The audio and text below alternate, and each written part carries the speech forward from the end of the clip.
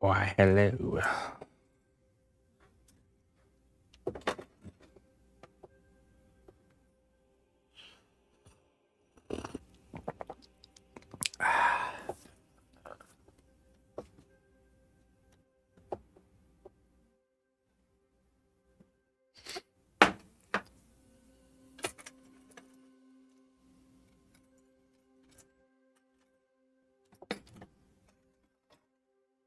Okay.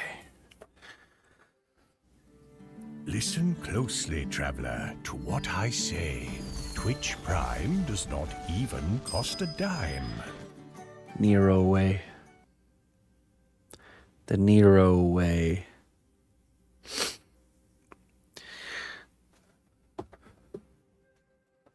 Mr. Rob, how you doing? Thank you for the 37 months. Or 34. 34. I appreciate that, my friend. How you doing this evening?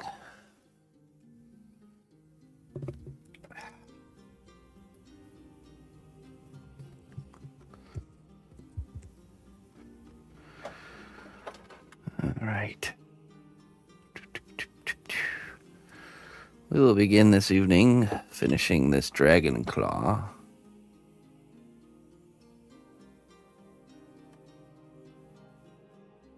I remember. You know, it's like a fifth sense I have, or sixth sense, or seventh, where when someone's been subscribed for a long time, if I don't recognize the name, I just know. I know it's one of them name changers. One of them name changers. Like, there's no way someone named Nero Way has been subscribed for 34 months and I don't even remember them. And then I was like, oh, that's right. I remember giving Rob a hard time about that last time. I shall do it again this time. Nero Way.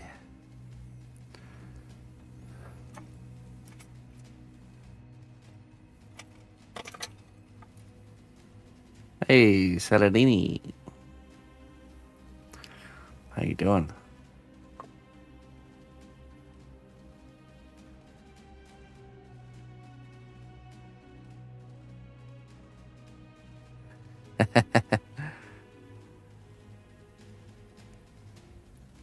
The pieces eventually came together in my mind.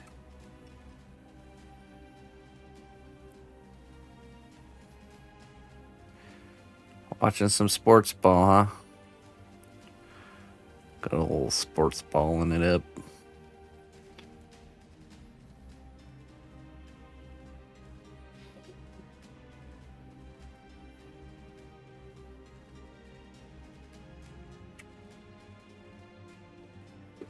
What's up, Saradini?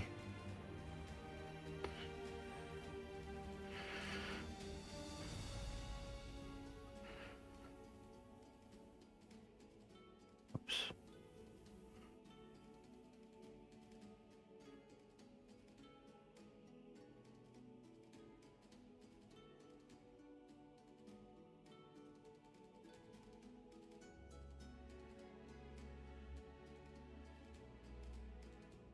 Samuel.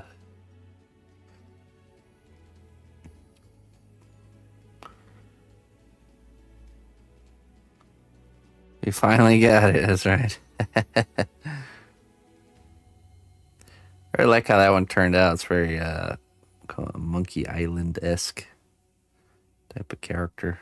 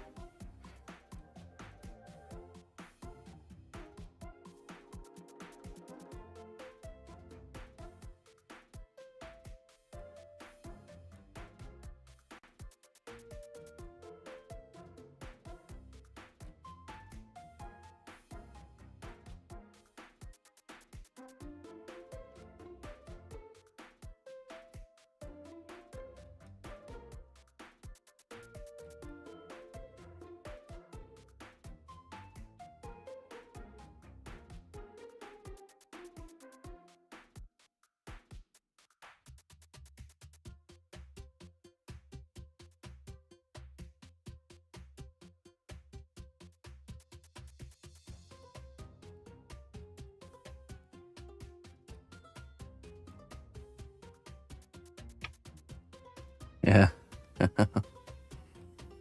I do like a good Monkey Island style character.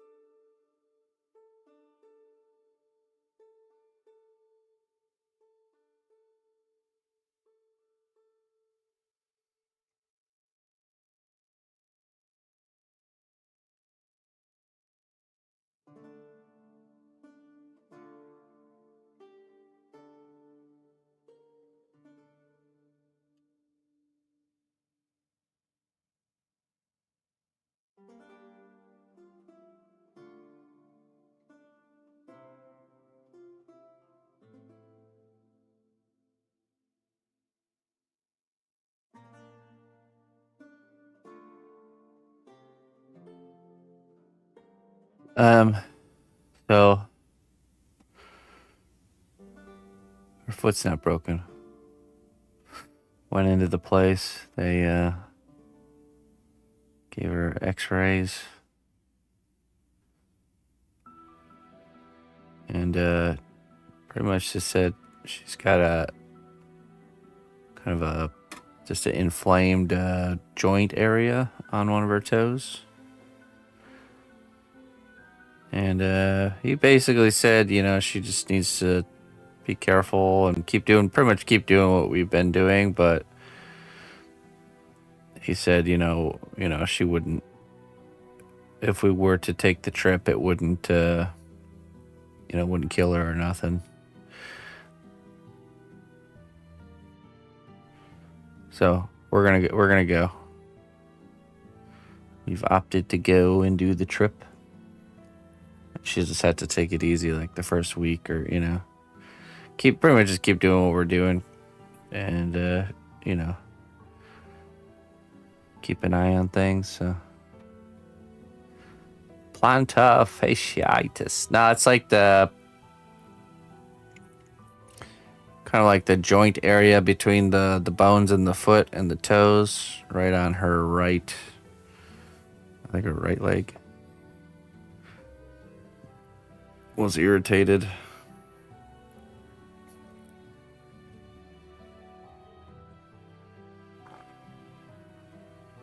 No signs of any fracture, no signs of arthritis or anything like that. So it was just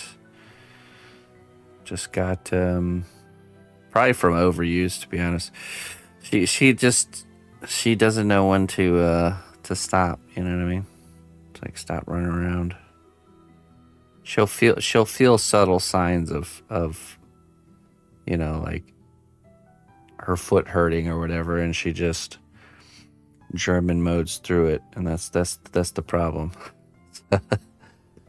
Like, just stop it. Just stop moving. Sit down, would you?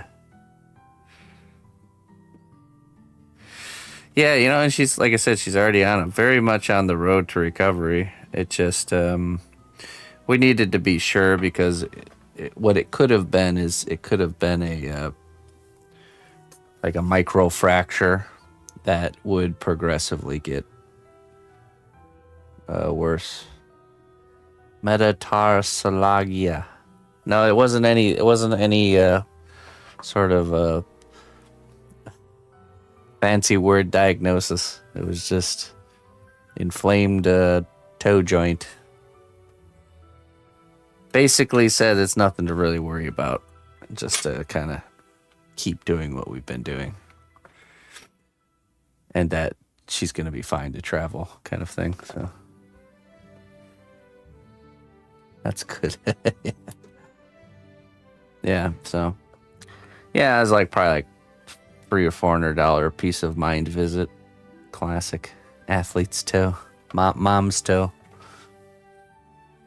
Well, that's what we were worried it was a fracture, and that it's on the verge of healing, and then doing all that walking would like make it worse, But since we were able to rule that out, he did write us a doctor's note, though, if we wanted to not go, because we weren't 100% decided after the visit, because he kind of said both, that she'd be fine if she went, but she should really, kind of stay off of it as much as she can to let it heal. So he wrote us a note if we did decide we wanted to not go. So like, I could use that with the airline company, get our money back, but we deliberated and weighed the options and stacked up the pros and the cons of this and that, and just ultimately decided probably by Sunday, if she's still staying good with everything, we'll get her on some anti-inflammatory tea, and that she'll be all right. And we'll bring the boot, of course, the foot boot thing. Yeah, she'll be all right. Get us a free go-kart ride to the terminal.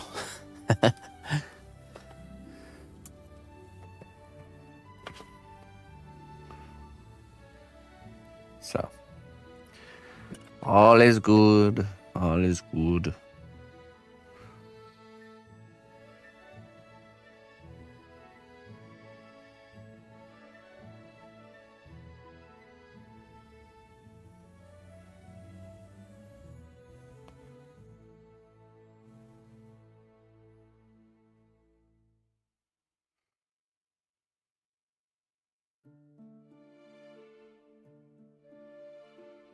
So now it's all hands on deck. We're just trying to get everything ready for. Last time we left for a month last year and came back to a mouse over a house overrun by mice and the water shut off. So I'm gonna try and plan things better this time. Oh my goodness, it was a disaster coming home last time. I had not harvested all my sunflower seeds and put them into jars yet, and yeah, it just came back. Mice found a way in while we were gone, and like totally like had free reign of the house. No, I eventually found out where they got in at, and we haven't had any issues since then. But I had to tear apart the whole laundry room just to find it. It was like this little space between the people who own this place just did shoddy repair jobs and everything. But it was like, here's the wall. Well, they put, instead of fixing the wall, they just put like wall paneling in front of it. And this is in the laundry room, but it didn't go all the way down. There was like a little 1-foot strip where there wasn't any paneling, and it was like the original wall. And at the end of that strip, there's like a space between the paneling and the actual wall. And it went all the way across over to where the bottom of the bathtub is. So like I opened up this panel and I could see underneath the bathtub, which was in the other room beyond the wall. And then it was through there. That's how the mice were coming from outside of the house into there, and then into the laundry room. And then the laundry room's kind of centrally located, so they just kind of made little holes from there. Yeah, so I got through and I boarded it all up and just 2x4s and caulk, and did it really good. There's no way there's going to be any sort of breach of perimeter this time. So, but anyways.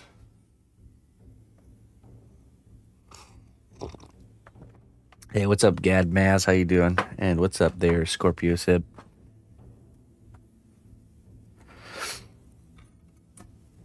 And of course, and this year I'm going to actually make sure there's no, delicious sunflower seeds just chilling in the workshop.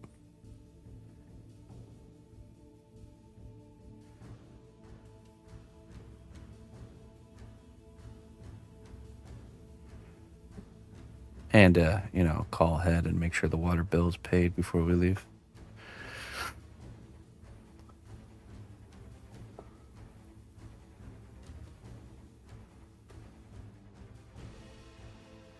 Live and learn.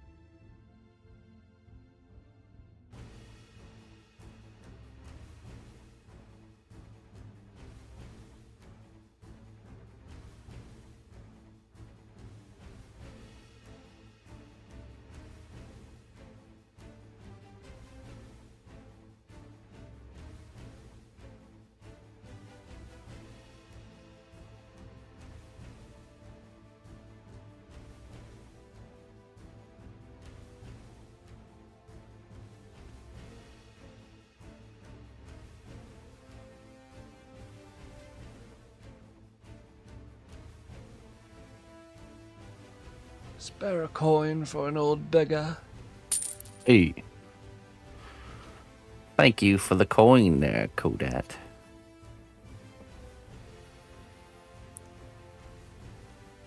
Appreciate it, my friend. CS Tools, how you doing?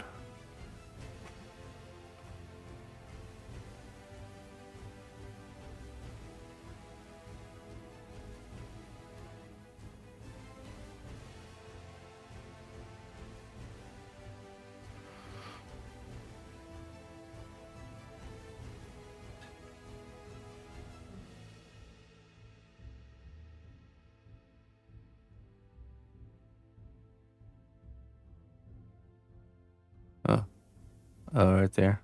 No, that's my... Hold on. Let me fix it for you. I like leaving that there until somebody says something. Just to see who's paying attention. You win, Luna. You're the winner. Ah, it's still there. Dang.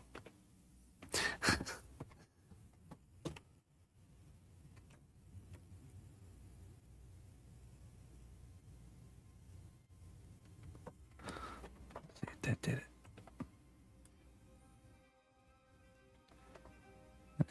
Just barely. No, not you. Not you, Luna. The other Luna. Luna.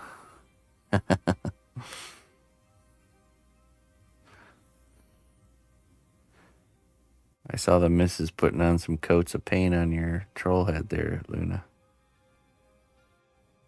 It's looking pretty good.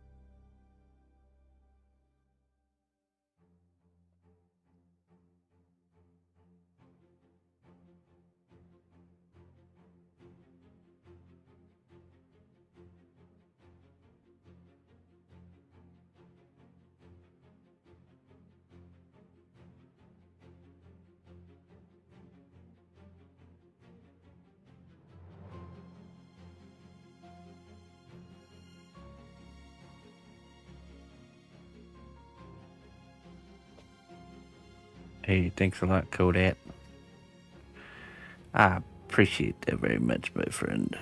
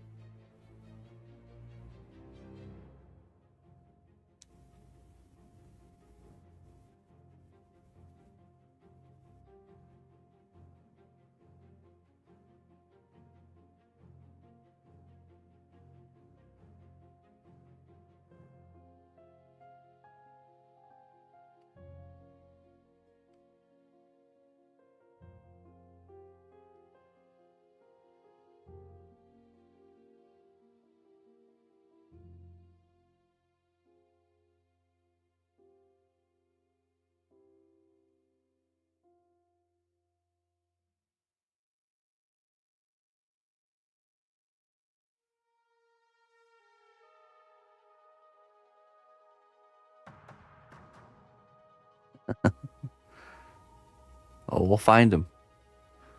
We'll find him, all right.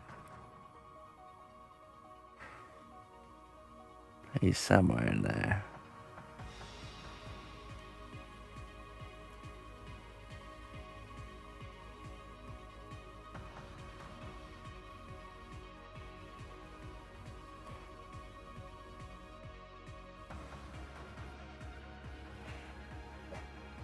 Hey, Anchor.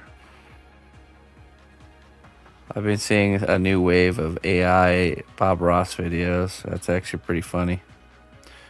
One where he's like using his hair as like a paintbrush. Another where he's like adding a kaiju to one of his paintings.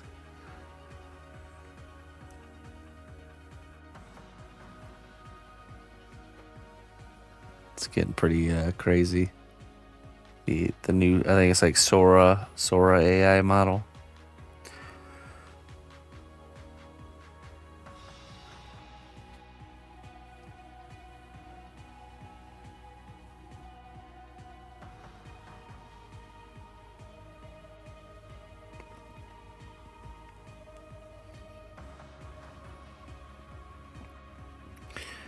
Getting pretty nutty, folks.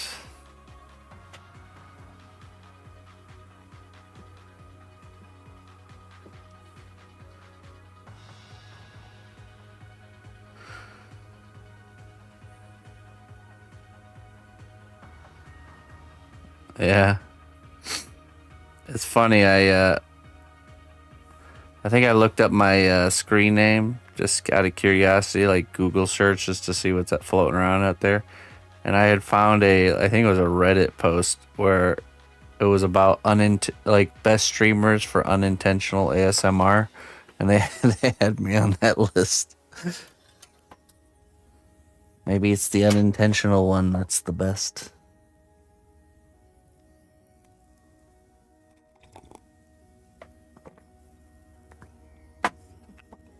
Alright, that spot needs to go away.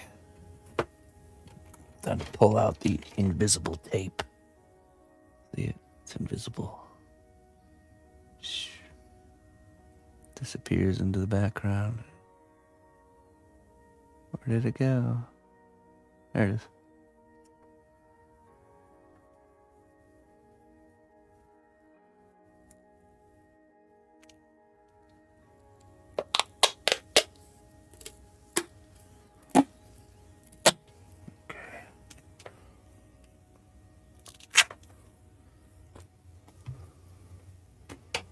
Let me just fix this real quick here.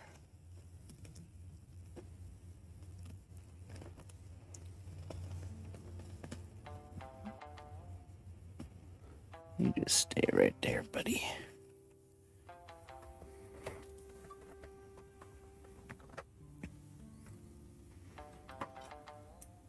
Ah, that's better. Con.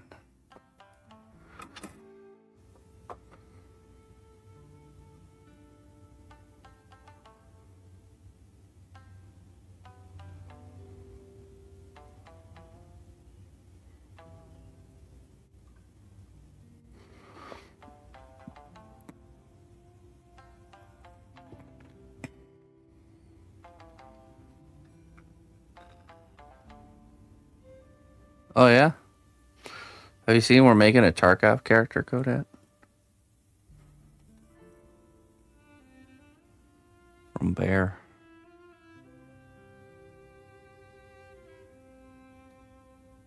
Pretty happy with how that piece is going.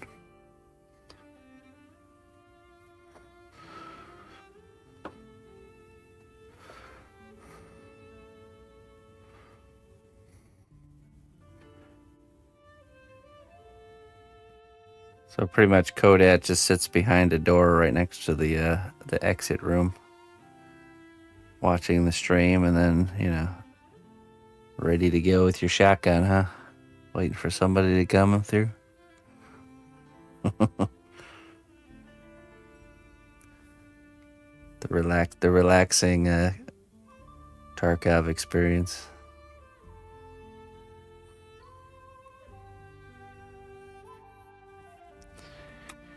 Mr. Plankwalker, good evening, friend. How do you do?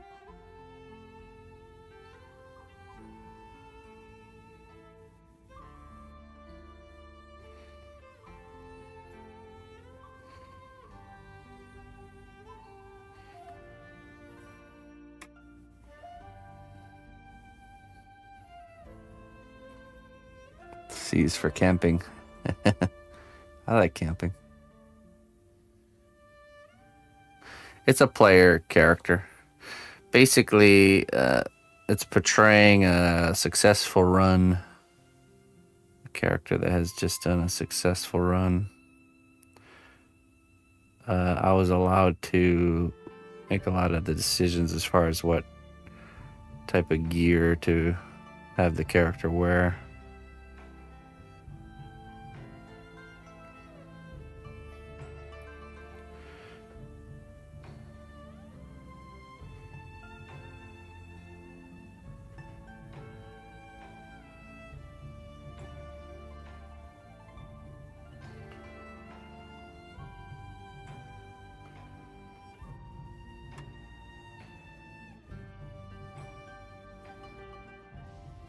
Well done, brave hero.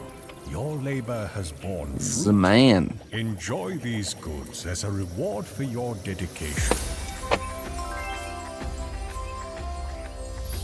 Thank you, the man. Thank you very much. A little bit of liquid luck for you. You're building a non-licensed Hot Wheels Batman set to scan and 3D print for some friends, and you brought cosplay to my. Oh, okay. So you produced it out of clay, and now you're scanning it and printing it. Just as a skilled archer takes aim at their target, despite the fear of missing, don't let fear hold you back from pursuing your goals and dreams. That's right. Else you will never take the shot, right? Don't let fear control you.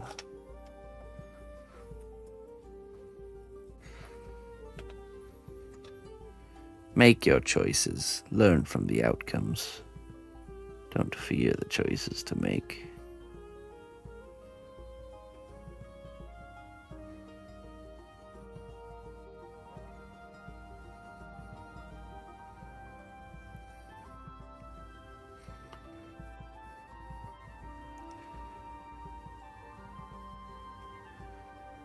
Hey, what's up, Loose Noodle?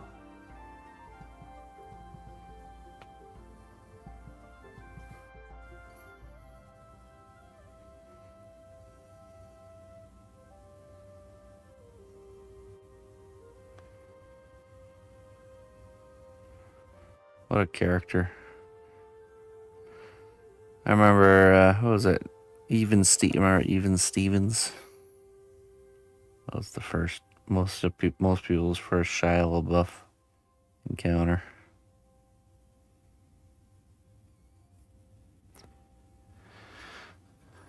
Cardboard and hot glue, then added cosplay to smooth / detail, then scan, then print. I'm at the cardboard / hot glue test run phase, but I'm loving it. Nice. All right, so building a base structure out of cardboard, coating it with clay.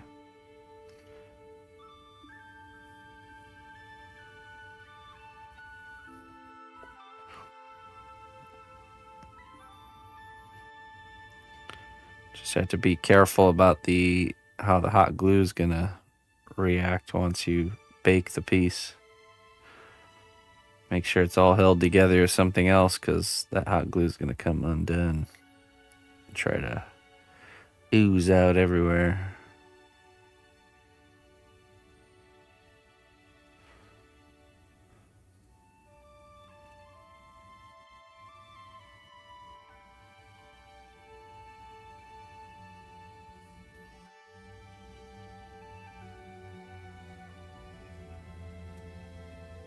Zephyrin and the Blue Dragon. Oh, okay.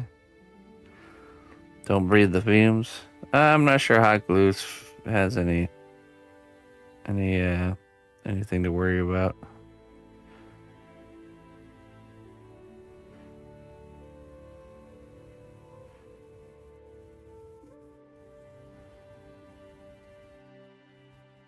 I've been using hot glue since probably before you were born.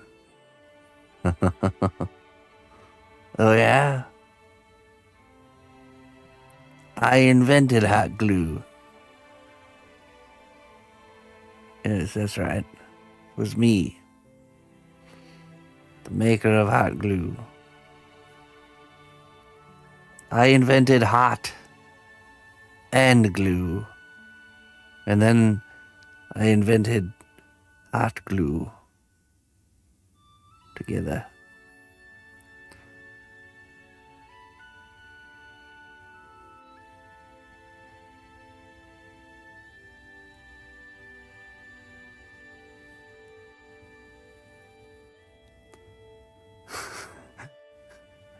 Hot glue creates.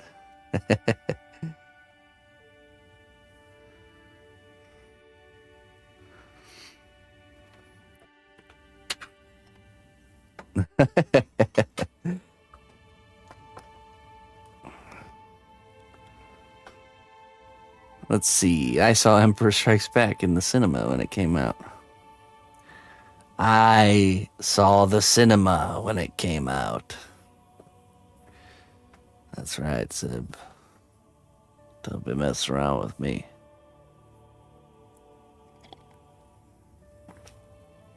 I remember when the cinema came out. I remember.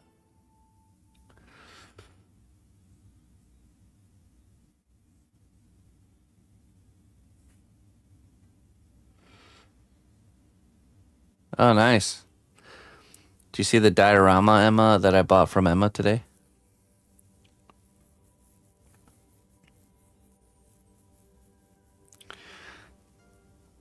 There was a guy I met that invented some hot glue that didn't string. I guess it never made it to the place. I buy my hot glue because it's a never-ending string. Yeah, let me show you. Emma. I bought this beautiful art piece, a lovely diorama.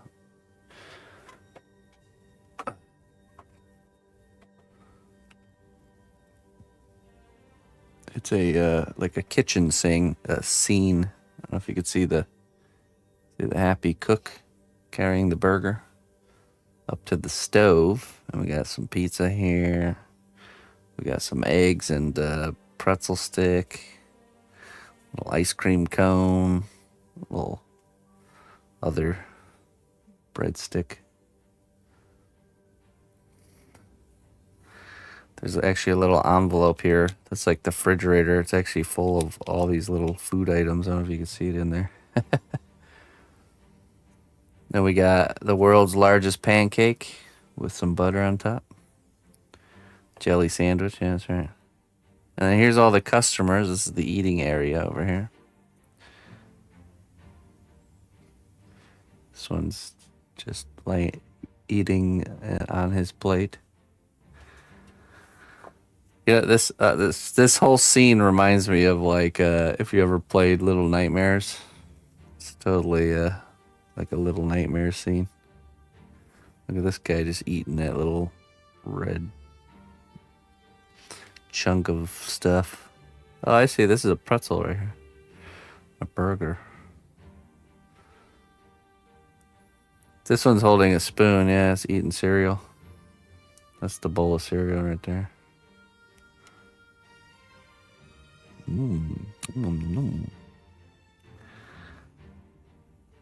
And she even sanded the wood. It's like nice and smooth. See how the corners are all rounded off?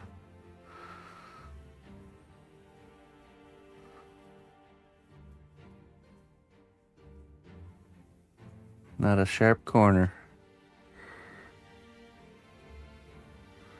I might have helped her make the sign here. She did the drawing though.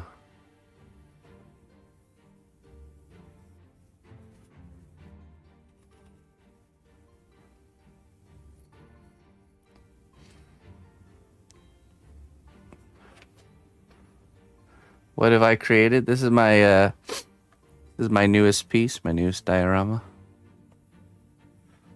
I have a 30-minute long YouTube video showing the creation process I'm gonna be uploading.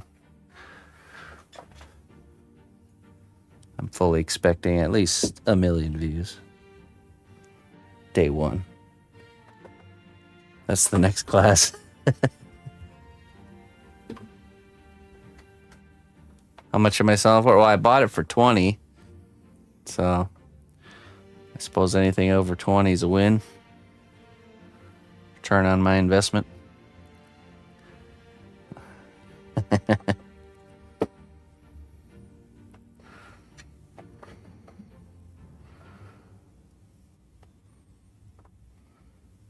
I was thinking starting price would be like at least 700.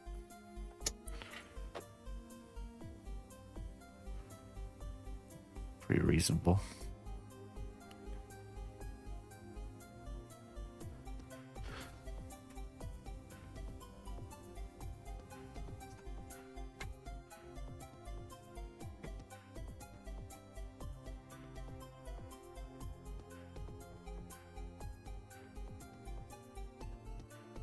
School.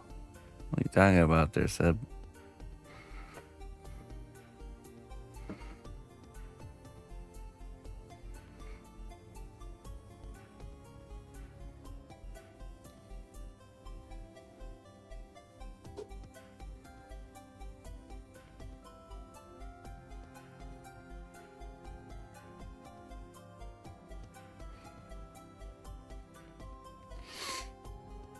All right, let's clean this up.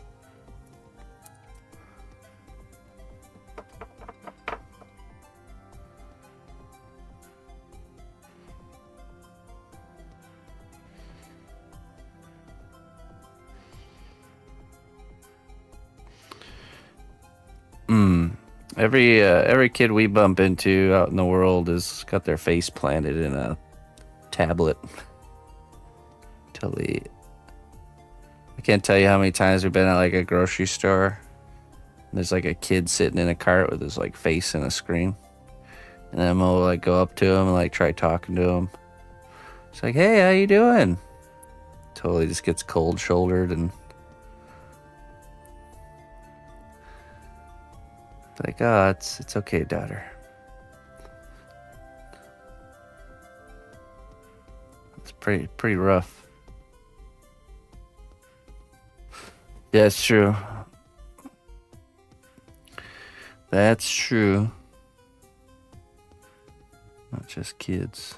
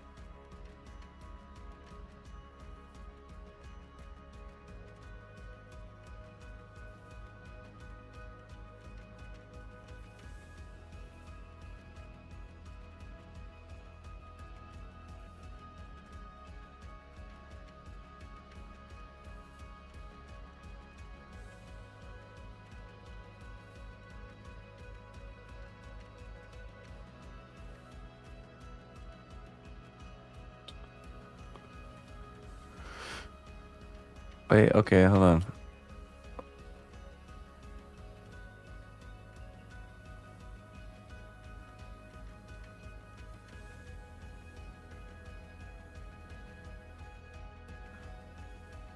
Okay. It's not a bad thing, to be honest. I mean, I speak from somebody like as someone who makes art and sells it. I appreciate someone else having my work more than me keeping it myself.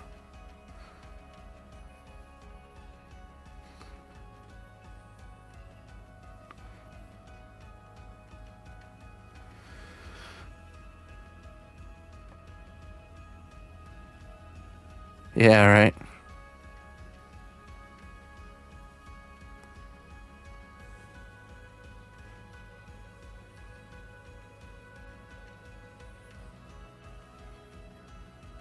Bring Brings me back to the old Sound of Silence song lyrics.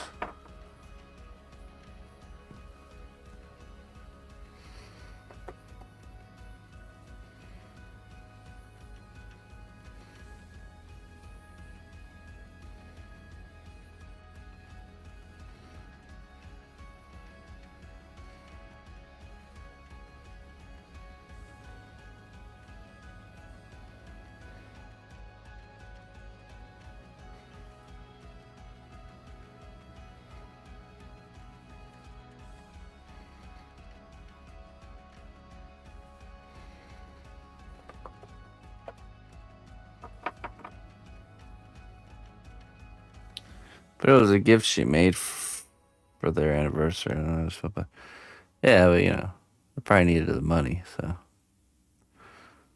would you rather have dinner or a statue on the table to look at? I'd rather have dinner, personally. Can always make another statue later.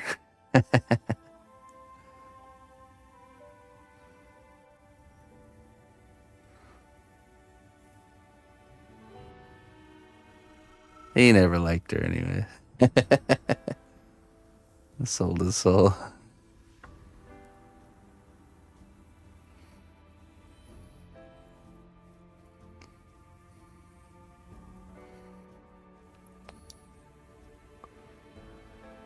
I hope not.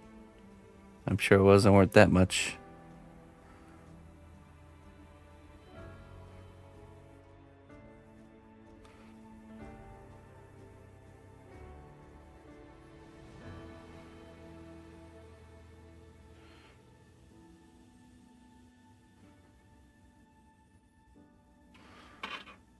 She's probably way better now anyways and could do it way better. Reason to hang on to. Reason to hang on to it.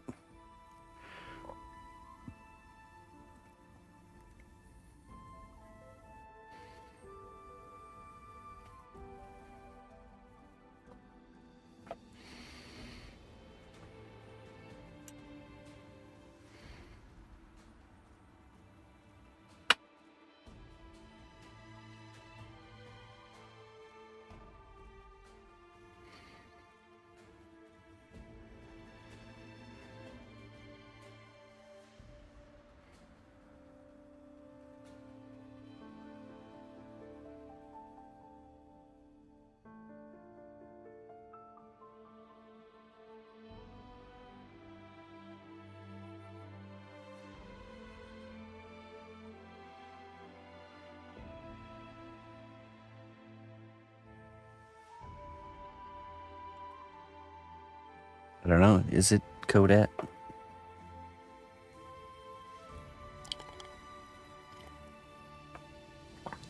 Collective personal cowardice.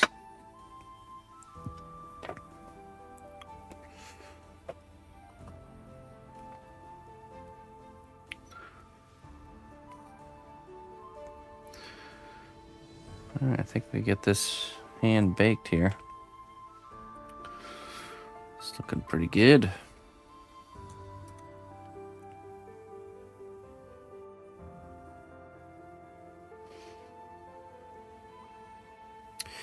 I don't know. To me, it seems very eerily kind of prophetic of the times we live in now.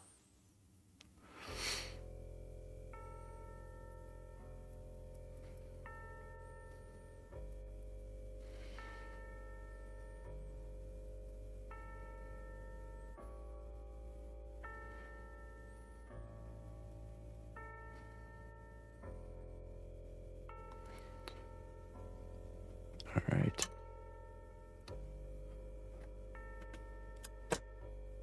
Bake that. I got a piece in the oven. We'll pull that out. We can start sculpting the other hand of this character. I'll be right back.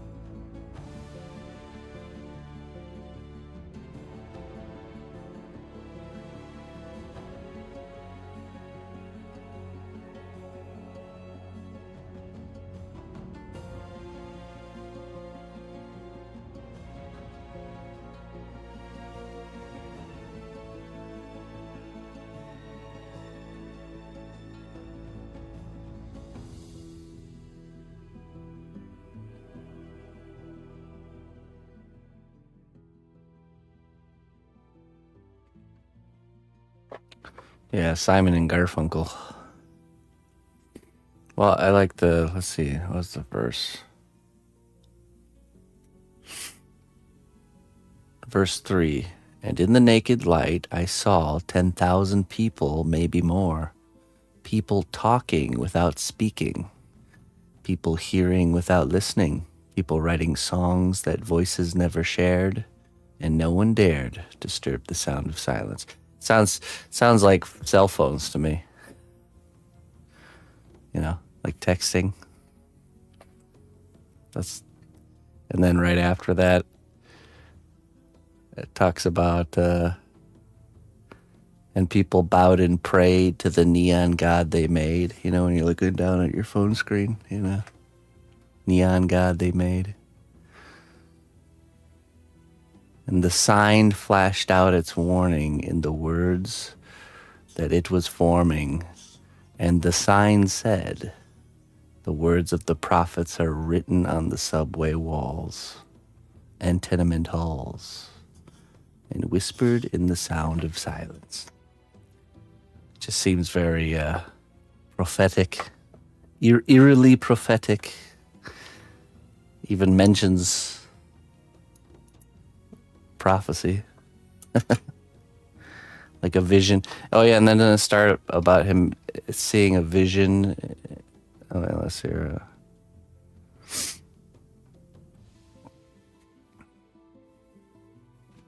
Like a dream, you know. In restless dreams I walked alone, narrow streets of cobblestone.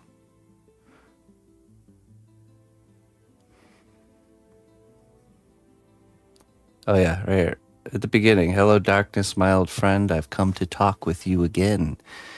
Because a vision softly creeping left its seed while I was sleeping. Planted a seed or an idea. And the vision that was planted in my brain still remains within the sound of silence. It's pretty interesting. Prophetic dream of thousands of people talking without speaking, hearing without listening, bowing to the neon god they made.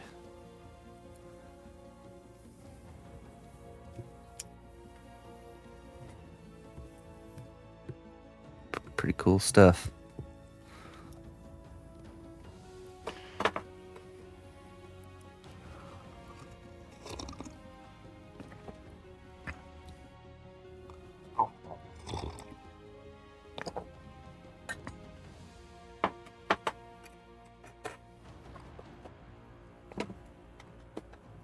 Okay, our part is cooling off. We're gonna work on this while it's cooling off.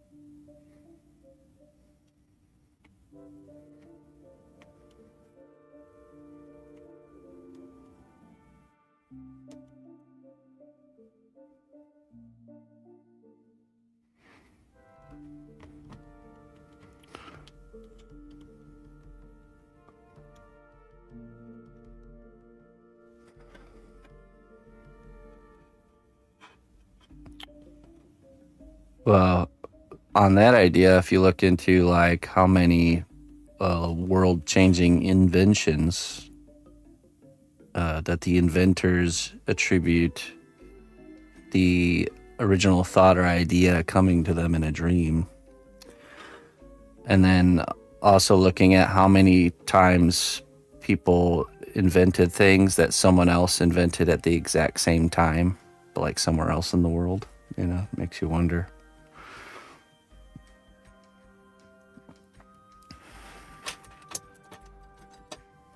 It certainly makes you wonder, doesn't it?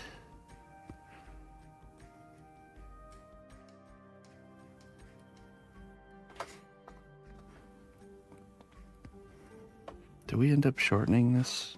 I feel like we did.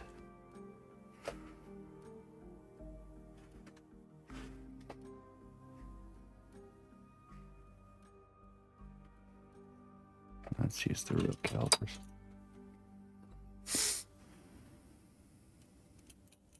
Yeah, I mean, a lot of them are. A lot of the, like I said, a lot of these inventors of world-changing science and stuff, they like say it plain as day. It's not like some like reading between the lines thing. It's like, yeah, I literally just had a dream and pretty much got a download. They'll just like say it plain as day in an interview, and everyone just like chuckles, like, ha ha ha ha, ha, so funny. You're so silly.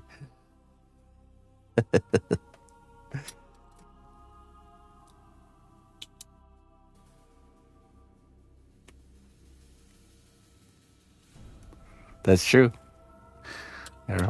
All of our ways of life would be very different without these technologies.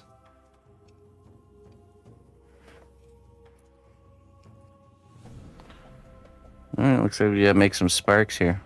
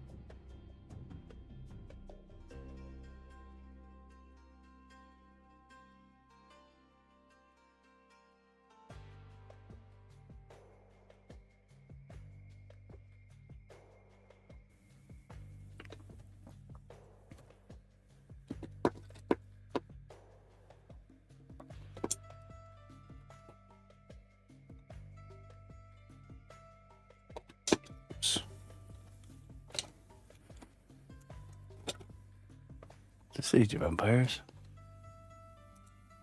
Oh yeah. Oh, Age of Mythology. That's right. Prostagma.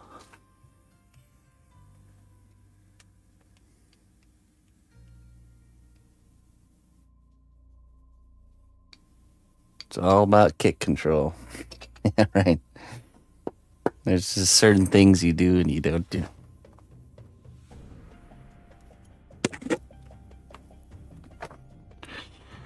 Prostagma. Odin. I need a small wire for tethering here.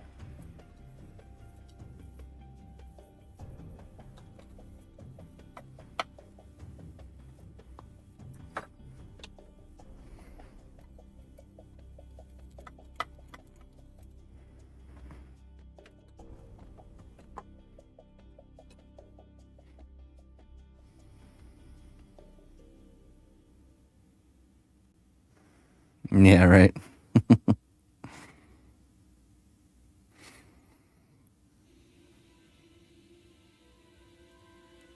Getting used to using the Dremel tool is one of the, it's one of the best tools you can have in the workshop. Not only useful for sculpting, but all kinds of things. I could tell you how many times I've had to whip the Dremel tool out for home projects or whatever.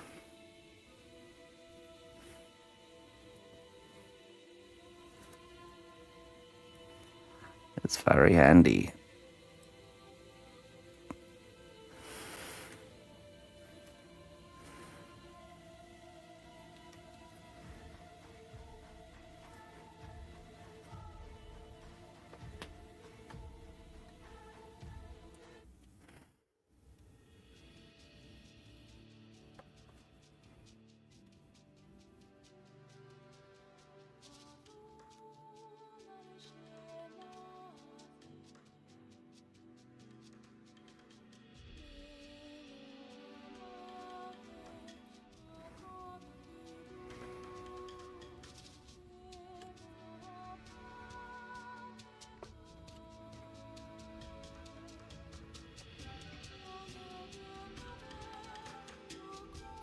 Oh, that'd be nice. I need to get a cordless one. I do the classic grab my 50-foot long extension cord to do a tiny job. I only have like a couple really small extension cords, and then I have my really big one. And I always end up having to use the really big one for something super small. I just want to get the arm work out of having to wrap it all back up nicely. That's all. Who needs a gym when you got a 50-foot extension cord to wrap up, right?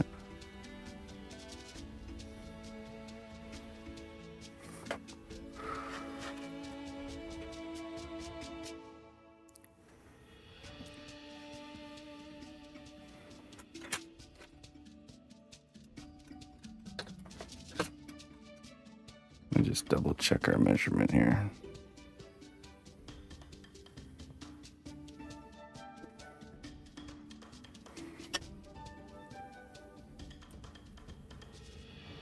Yeah, we're good.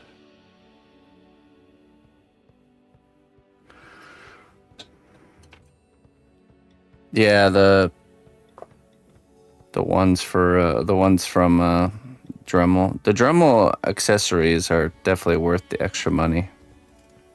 You get those cheap cutting discs from like Harbor Freight, and they're just chipping off and Well done, brave hero. shooting chunks into your labor face. has borne fruit. Enjoy these goods as a reward for your dedication. Mr. Tidola. Good evening, my friend.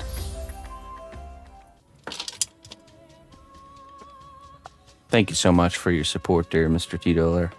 I appreciate you, friend. Ground Basilisk Fang.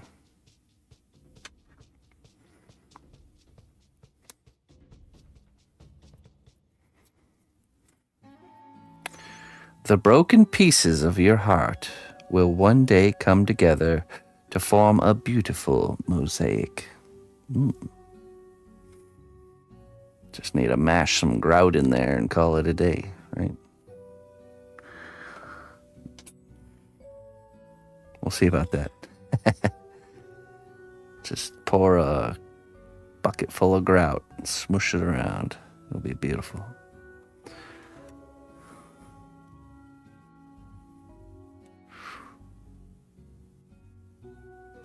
Let's see. Let me think here.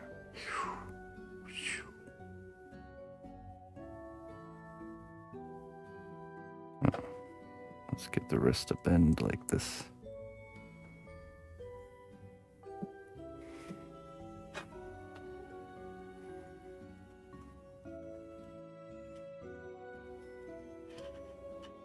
Some amazing discs in the grinder realm.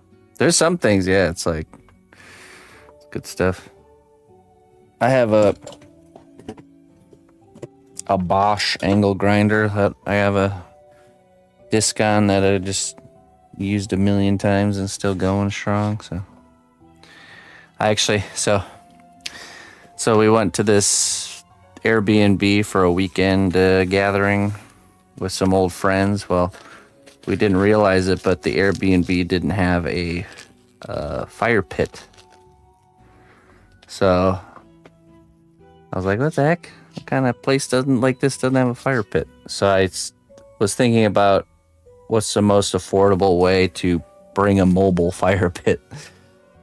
And I ended up buying a cheap grill at Walmart, like the really cheap rounded square shaped one, the standard one, that it folds up. And I used the angle grinder to cut the top part off, so it was just and like, boom, mobile fire pit, just like that. It was a $65. Now I have a nice mobile fire pit if I ever need Spare a it. coin for an old beggar. Just need an angle grinder. Kodat the 321. Oh, that's nice. I like that better than the 123. I don't know why. Just looks better. Just looks better if it's the other way around. And you know what looks even better? 3210. Hey, thank you so much, man. I appreciate it. Thank you, Kodet.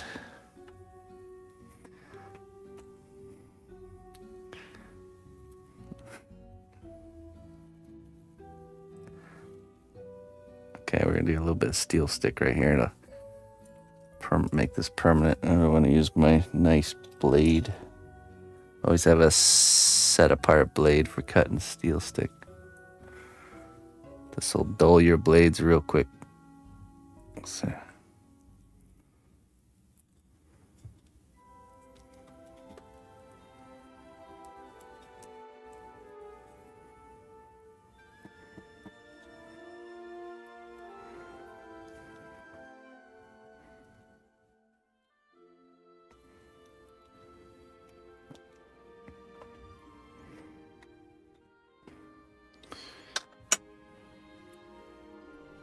Give it a little mix. So we'll have an evening stream tonight and tomorrow, but not Thursday, ladies and gentlemen, and Wednesday. We now that the trip is officially happening, we really need to get things ready. So I'll be using the evening hours to get the shop in order, pretty much get the house in order.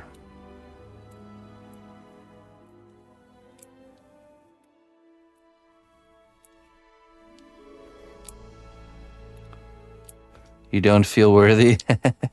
Hey, we had steak tonight too. Tasty grilled steaks. Tomorrow's the only important. Yeah, I know. Oh yeah, Deagle. Wednesday. That's right. Yep. Okay. So we will do Wednesday night too. I forgot. Apologies. We'll do it long enough to do the sketch, and then that's it. That's probably how we'll do that. But it should be good. So not just like I originally said, not Thursday.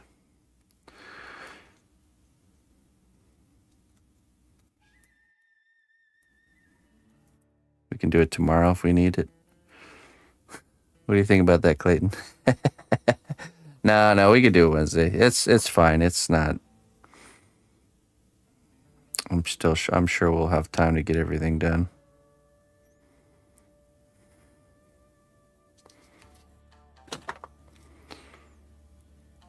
Wait, let's see.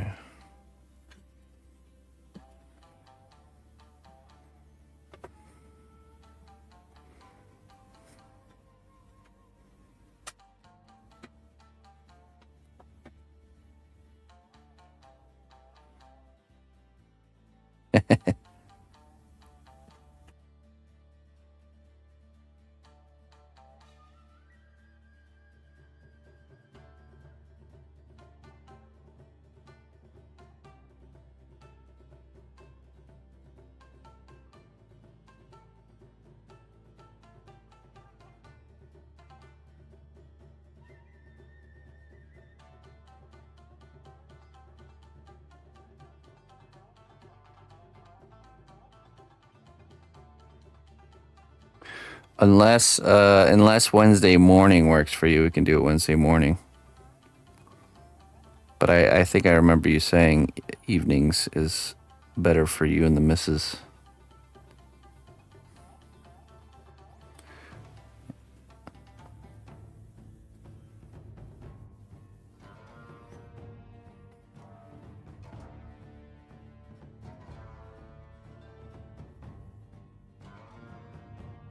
Oh, that's a good idea. All right, new plan.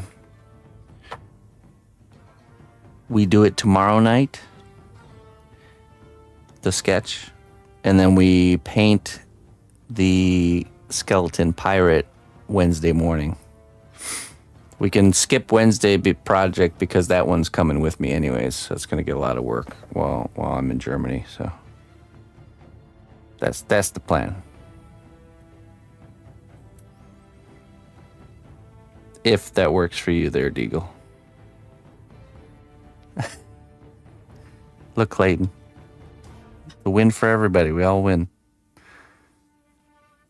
Perfectly. Okay, so that's the game plan. So tomorrow night we'll do a sketch for yours.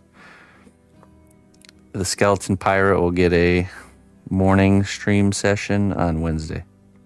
And then we're back to Wednesday evening. Yeah, because it would be nice to have that time. Oops.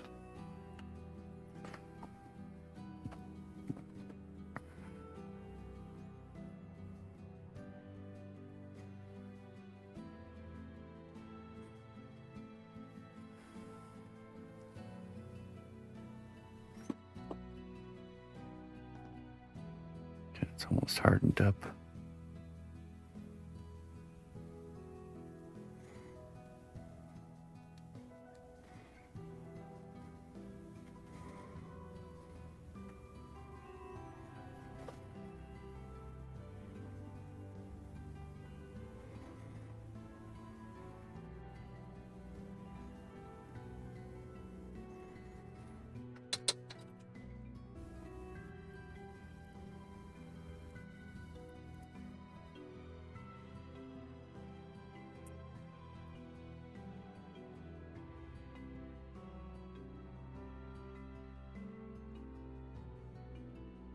Good. Okay. We're all on the same page. Right, Clayton?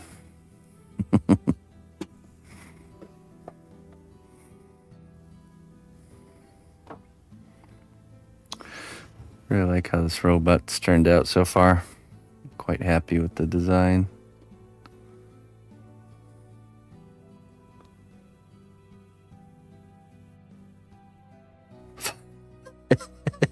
Good. I appreciate your enthusiasm.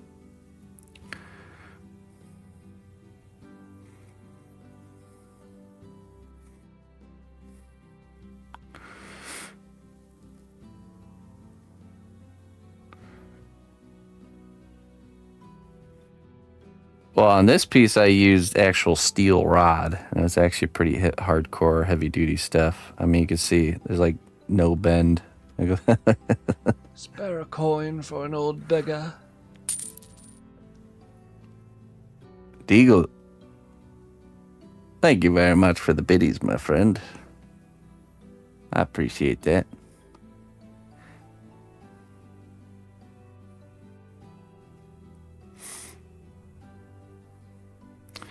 Yeah, so this steel rod, I do enjoy that it's super sturdy, but it was not easy to bend into the original or to the shape that I wanted it. So the arm one was definitely better, but you could see because that one's even pretty tough too. You can see virtually no bend there either.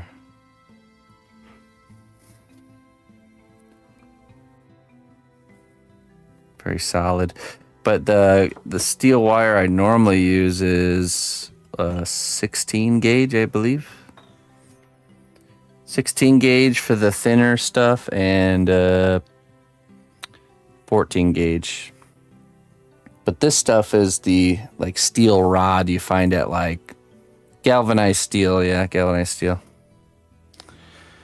Usually like the fencing material type wire, you'll find it like in the fencing area of a hardware store. And I get mine from Menards typically. And then I'll usually get some smaller gauge wires for small stuff like this, or like the really small stuff like for what you saw me tethering the hand on there.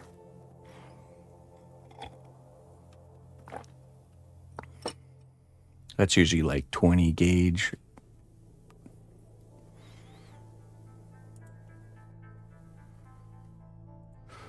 Let's see here. Okay, it's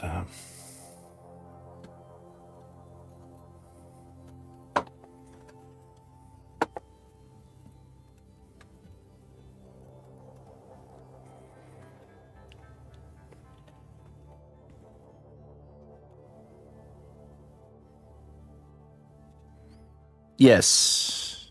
So no evening stream Wednesday or Thursday. We'll be using that time to prepare for our world venture.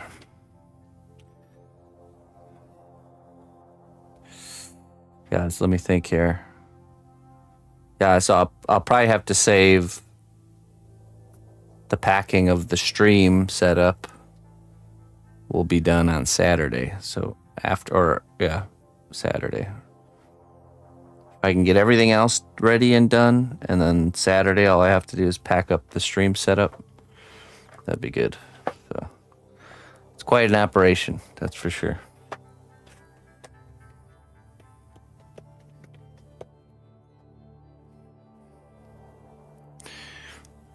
The twist is for a few reasons. It adds strength. It straightens the piece of wire automatically because of the way that the friction of it all works. It makes it naturally really straight. And then the material grabs onto it easier because there's more surface area. It doesn't just slide around on the wire. And now it's a 2-ply structure, meaning if something were to go wrong and one were to break, there's a second one there, which would only happen if you're bending it a lot. But that has happened before. That has happened to me before, where I had a twisted piece of armature wire where one of the wires broke from bending it too much, but the other one was still intact. So the structure was good to go.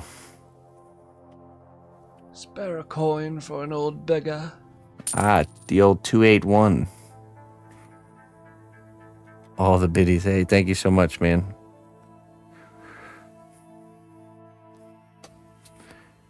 $281. Thank you very much. What is going on here? Something. A slight little fracture there.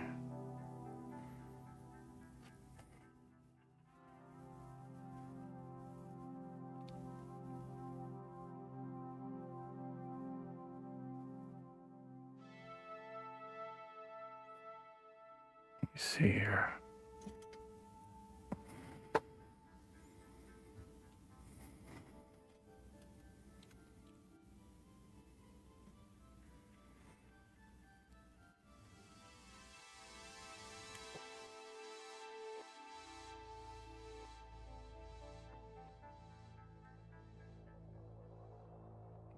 In here.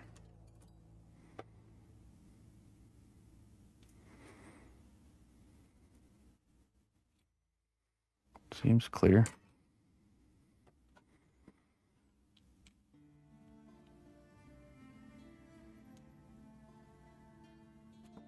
There we go.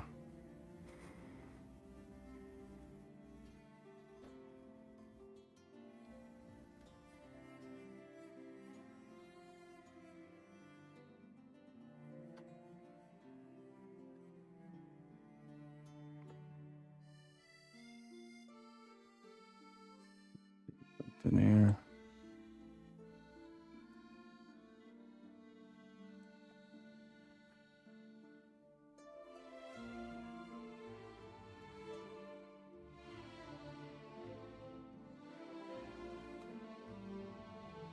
Does have some weight to it the way she's carrying it, huh?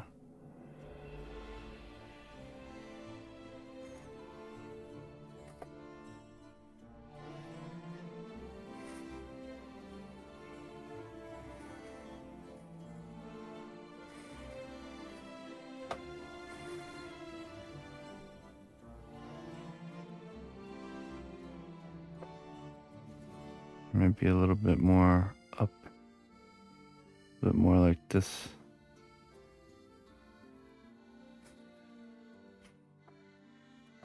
Pliers.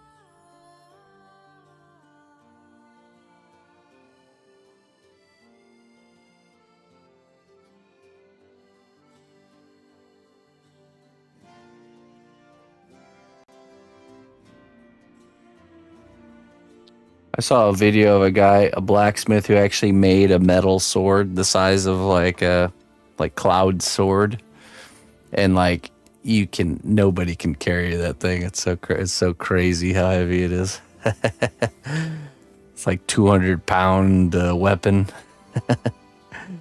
Can drag it around like Pyramid Head. That's about it.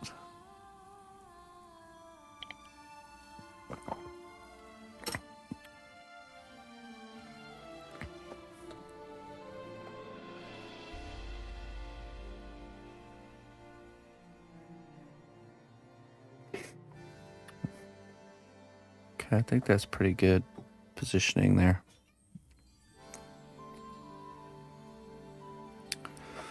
So, let's see here if we can get this to come off.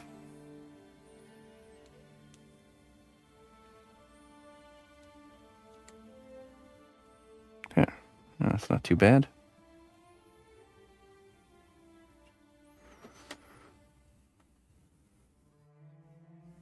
That's true. I mean, if they ever did swing it, then you're pretty toast. But okay, let's make the other hand now.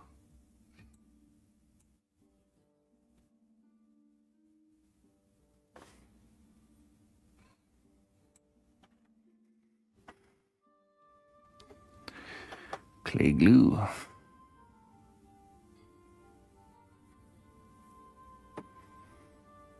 I really like this type of method by making the hands part of the weapon, and the detachable portion is not. Instead of trying to figure out a way for the hand to detach from the weapon, we're just detaching it at the wrist. You could even move it further up and have. Actually, we did that with Zephyrin. His whole arm came off, and the detachable weapon was the disconnected at the shoulder.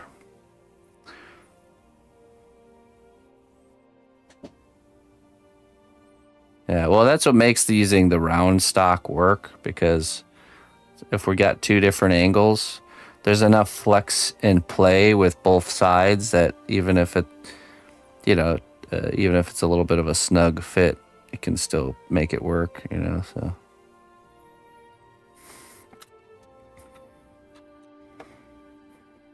Like this one fights with you a little bit, because I think in reality, in the end, it's going to be permanently attached. I'm making it detachable for me, not really for the client, so for like the painting stage and all that is just so much easier if this thing's out of the way.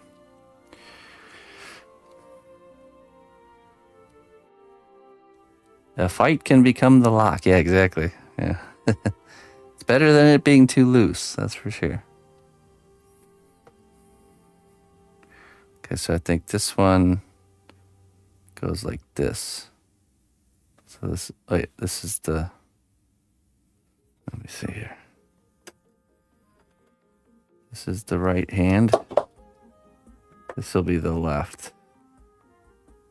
So thumb on the bottom.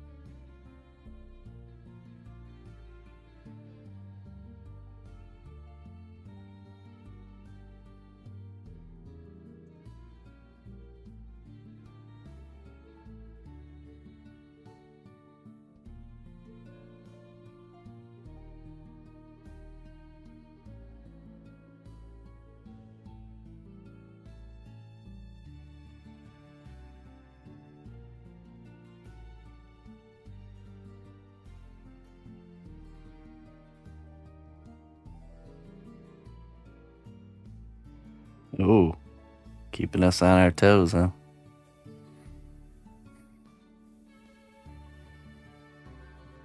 All right, my friend. Have a good lurk.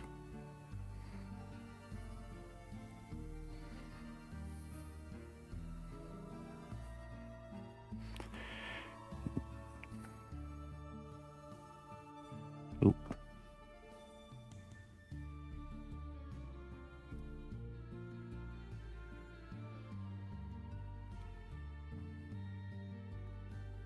Come on, Clayton. He said he might be back. Oh,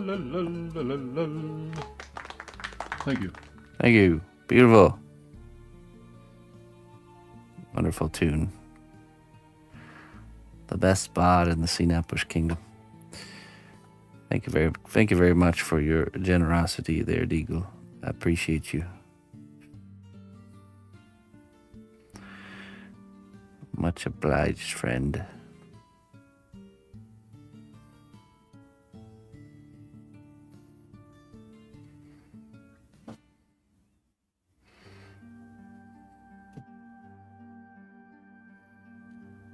Streak Deagle. Name change inbound.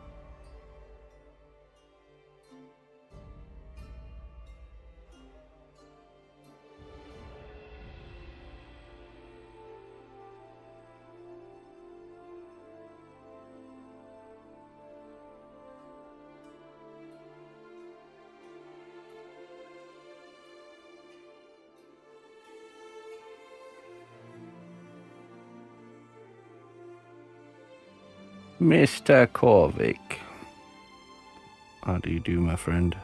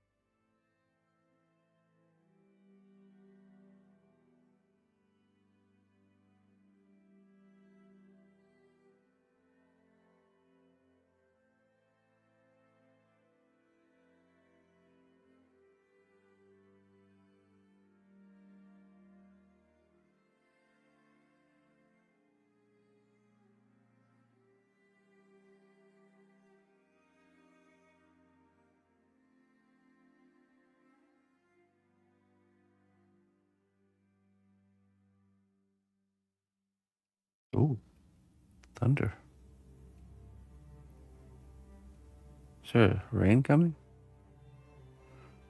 We've been like in a no rain for, it's been a couple months, I think, even. Quick to the Doppler. This is another reason I know I've become a full-blown dad and I'm old now, because I check the Doppler radar every time you hear something outside. Let's take a look here. Oh yeah, quite a little intense little patch flying right overhead.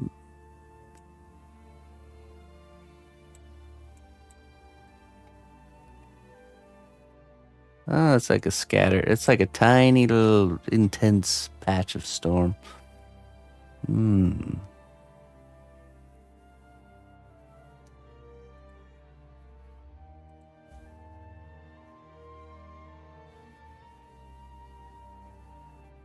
Let's see. Maybe we'll get some rain. I think I have to run outside though, because I opened my rain barrels and drained all my water, so I'm gonna collect some more. I'll be right back.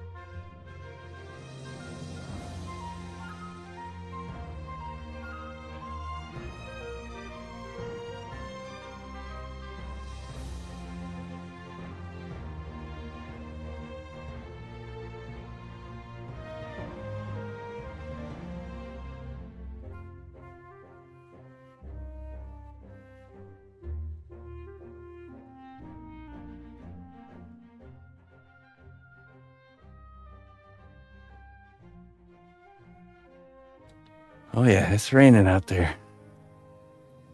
I got a nice little shower. Good thing I went there. The rain barrels were wide open. I opened up the valves and drained out all the water to, kind of get things ready for fall. But hey, I'll take some fresh water.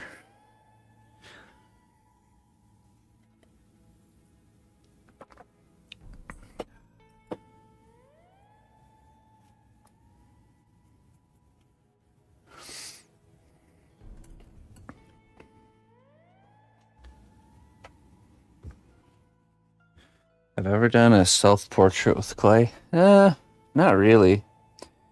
I've used my own likeness as reference for a character, but not really like an actual portrait.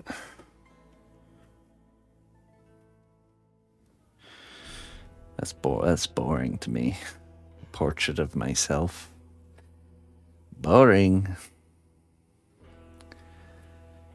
Maybe a portrait of myself as a dwarven cave explorer. That's much better.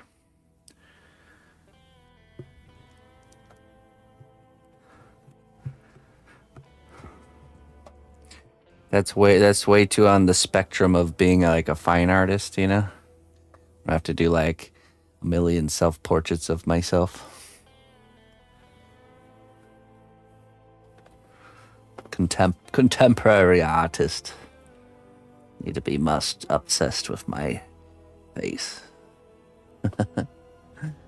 There's no face I'd rather sculpt than my own face.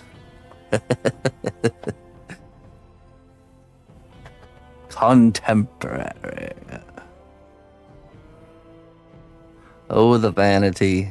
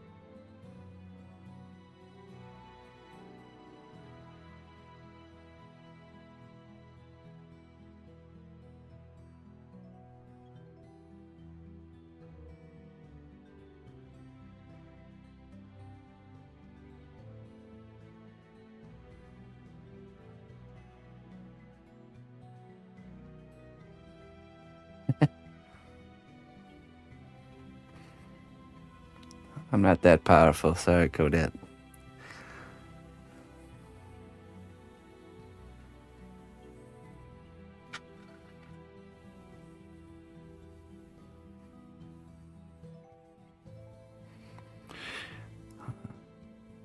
Not that kind of wizard, unfortunately.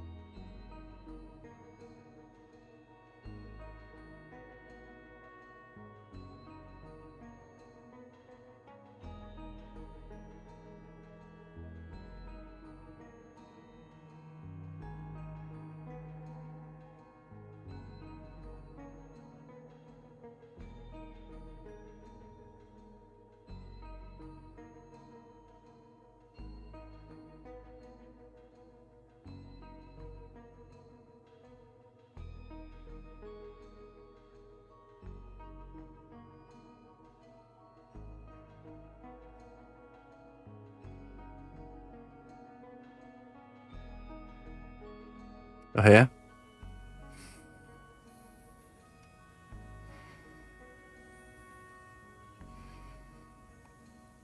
By God, has he found the Philosopher's Stone?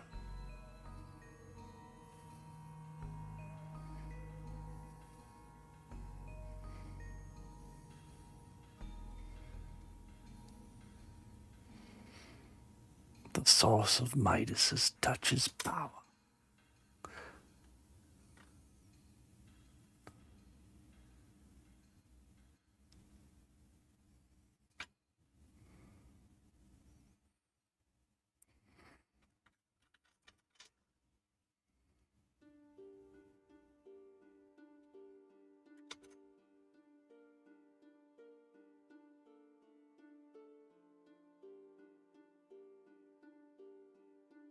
Oh, yeah.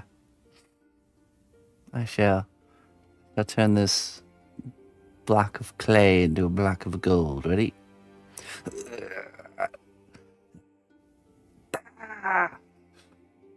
Didn't work. You lied to me, Kodat.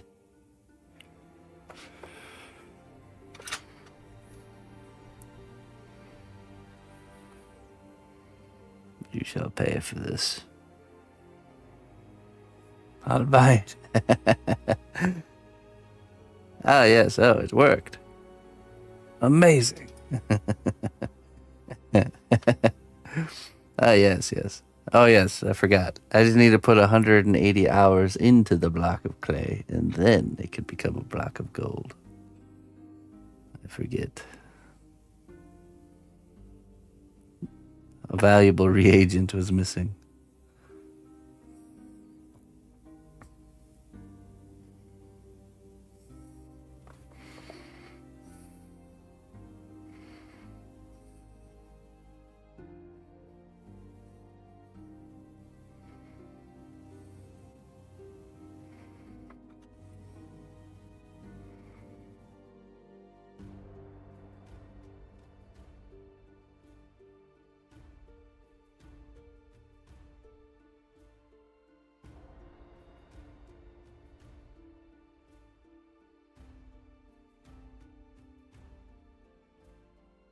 Why do you think gold became valuable?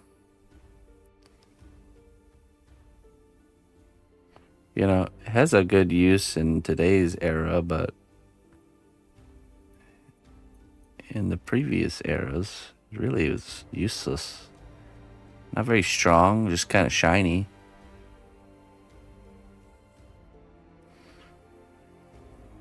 Right, I know. It has good conductivity now, but that's not something they were using back in the day. Rarity and beauty.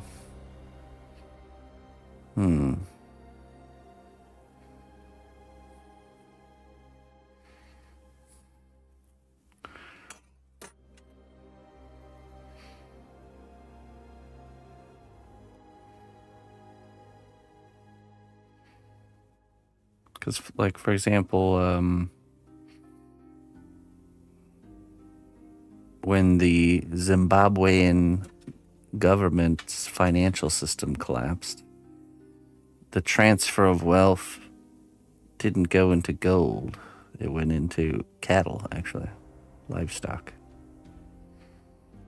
So now the wealth of somebody is measured by the number of cattle they have, which makes sense to me because a cow holds value no matter what the economic system says. You know, it provides food.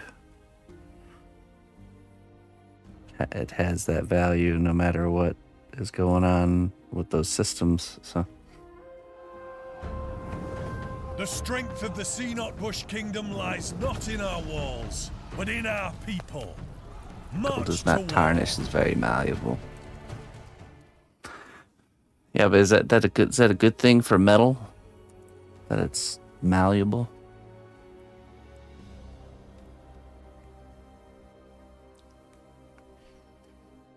I come with a raid for once. Oh yes, you did. Odin, how you doing, my friend? Welcome in. Brain tired. Bearded raid, love raid. Brian Tired.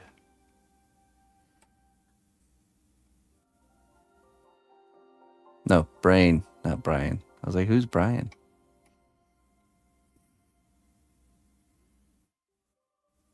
Some humans appreciate shiny things. I'll never understand it.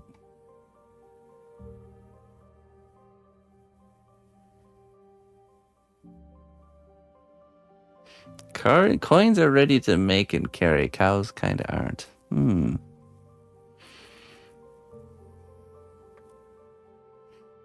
I'm good, man. I'm very good there, Mr. Odin. We were just talking about why ancient man thought gold was something of value. Sculpting some hands on this weapon here. How was your stream?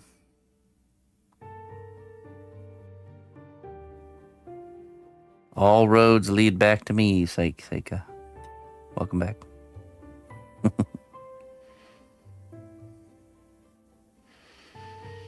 Oh, I'm doing good.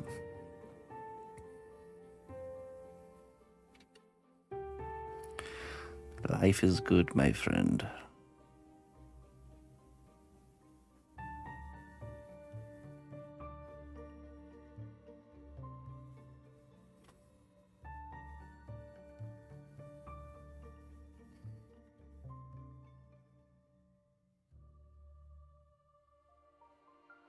Also, was the first gold discovered on like topsoil deposits or something? I mean, what compelled people to dig massive holes in the ground looking for it? That had to have been like some surface nuggets that somebody found. It was like, I want more of that. Going after that check mark. Oh man, quite a quest. Cool. What's like the metrics you need to hit, or how does that work nowadays?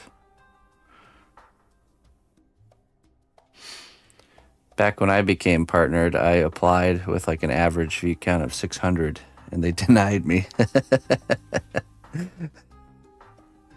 It was very hard back in the day. 75. Oh, nice. The good old days. Hey, what's up, Mr. Bimbaddy? Yeah, it was really hard. They denied me, but then recanted their denial after they tuned into the stream and saw what I was doing and that it was really unique. So even though I didn't meet the viewership number requirements, they bypassed it. But yeah, I was averaging like 600 viewers back then.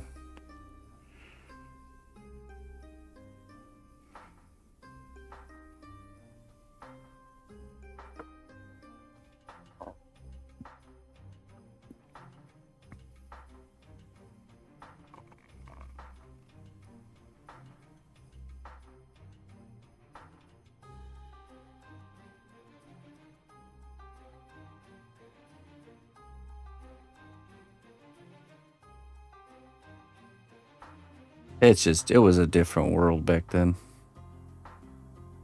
Back when creative had staff. Oh yeah, they did, didn't they?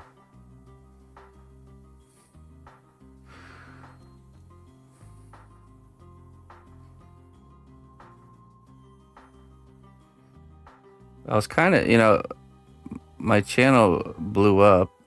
I got partnered, and then, I went through a lot of life turmoil when the official launch of the creative section happened. I wasn't really around for that.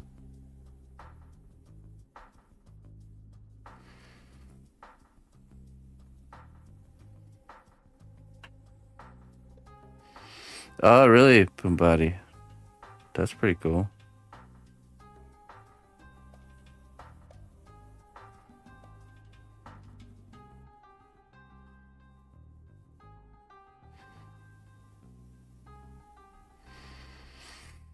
Nah,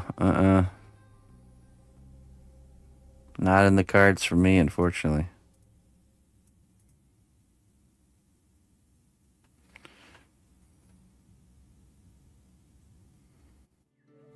Listen closely, traveler, to what I say.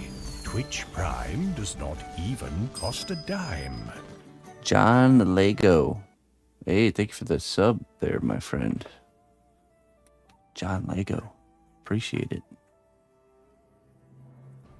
It do be rough times, yeah. Yeah, I've never gone to TwitchCon, but I've never gone to any con, so I'm equally distributing my non-going of cons to all cons. Not that I don't want to go, it's just, you know, it's just always never in the budget. I also don't like to be separated from my family if I don't have to, so at least I'm consistent, yeah. I mean, I did go to a polymer clay convention last year, but I was invited and they paid for everything, so that's different. As a guest, I made a nice speech, and it was over in Czechoslovakia, or the Czech Republic, or Chechnya, or whatever they're calling it nowadays. I just so happened to be in Germany at the time of the convention, and the gal who was running it knew about this and messaged me and said, "Hey, you want to hop on a train and come give a speech?" Czechia. Czechia.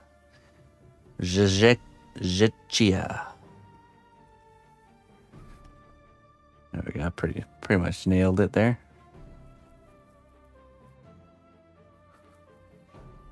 Yeah, it was pretty nice. It was pretty cool. It was the Polymer Clay Week. Czechia. Oh, really? Yeah, I was in Pilsen, which is the home of the Pilsner. That was pretty nice. Just went there. How many? It was like 2 days. A fun experience. But yeah, other than that, yeah, I haven't done any conventions.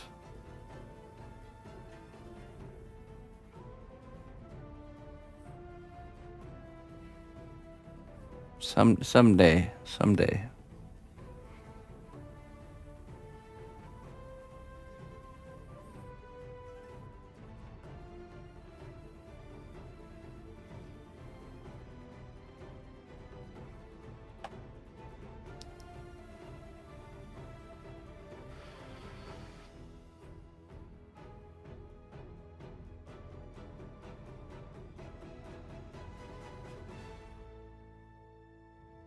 How does that go?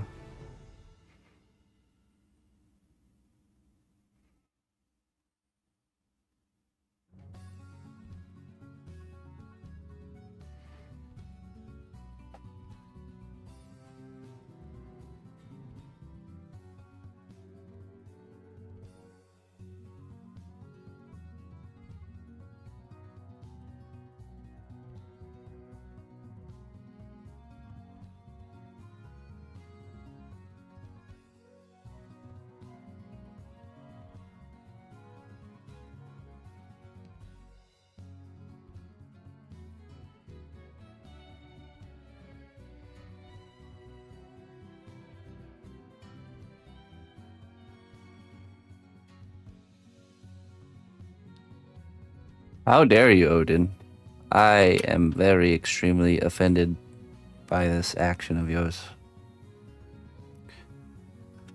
I shall not forget it. But it shall be held against you for all time. I'm serious.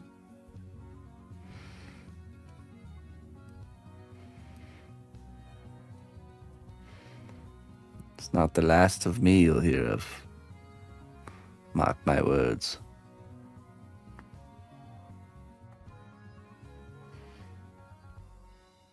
Drive safe, my friend. Let's let tomorrow you worry about this problem you've created.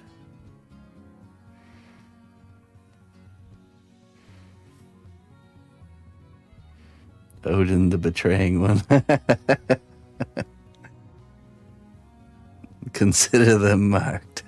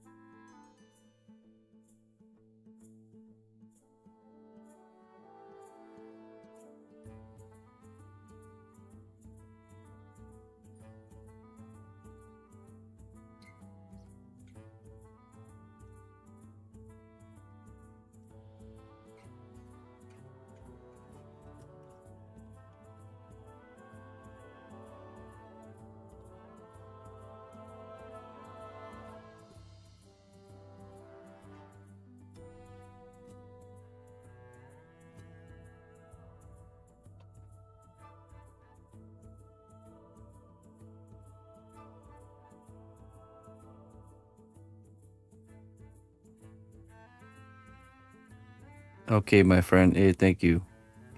Thanks again for the raid.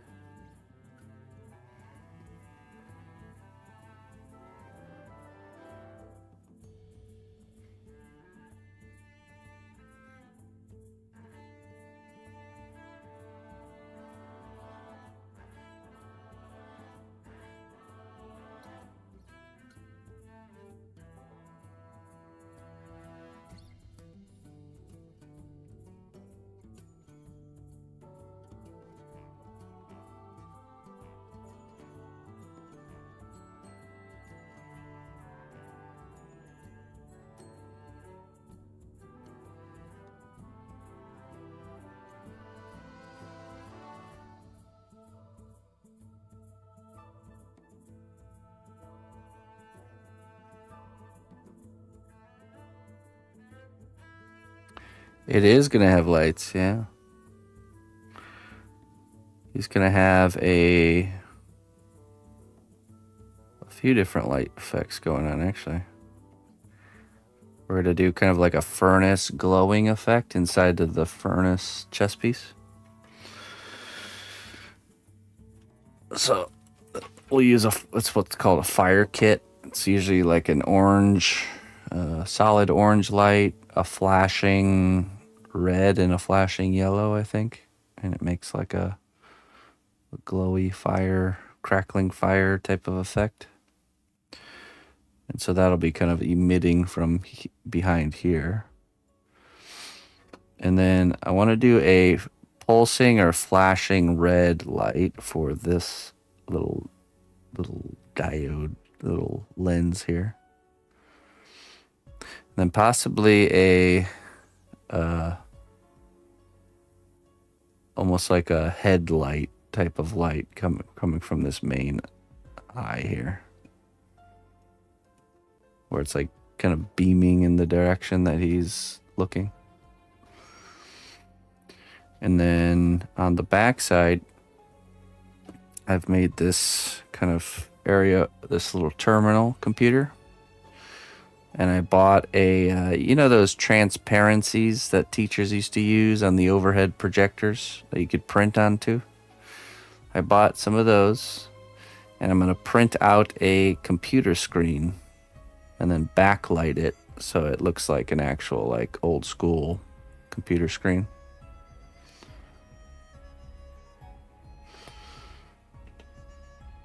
So, you know, print it off so it's like all black except for where I want the light to shine through, you know, for the typing or whatever. Not sure what I'm going to put on there, but. And then just maybe either a green color behind it or white, and we'll tint the transparency green.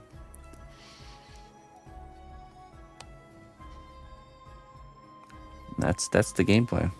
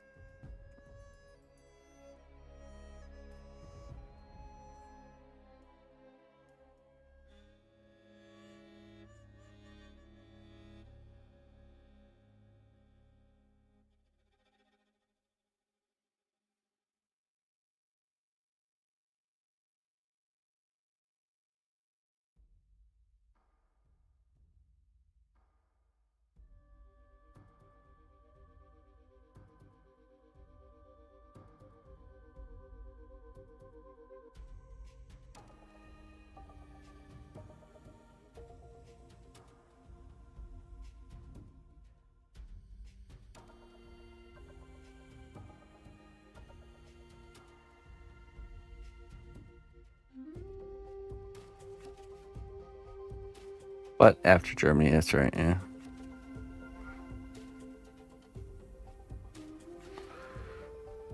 The good news is we're very, we are close to the,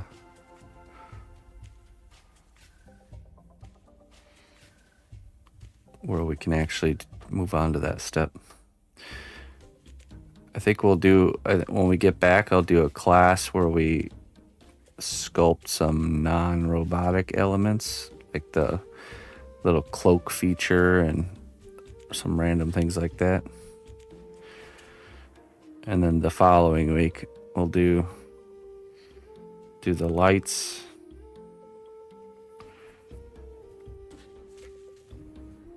Then some mixed media. I want to use a special effect with the chimney smoke coming out of the smokestack. We leave this upcoming weekend here.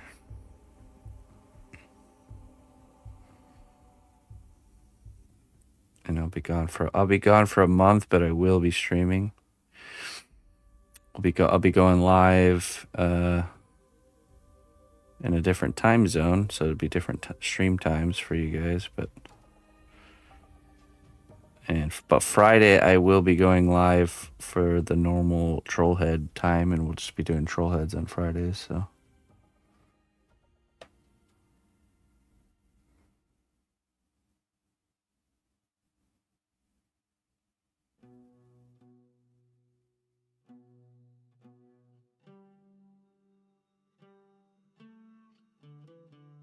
Oh yeah, for sure. Oh yeah. The Morgoth I did already had LED lit eyes, and the Cimmerils in his headpiece were all lit up as well. So totally no problem.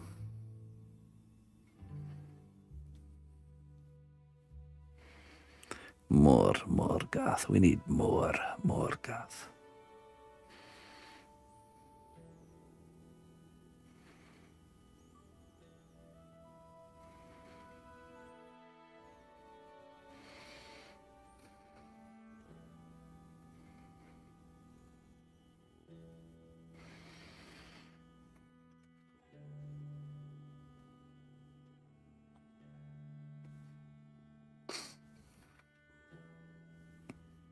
Yeah, buddy.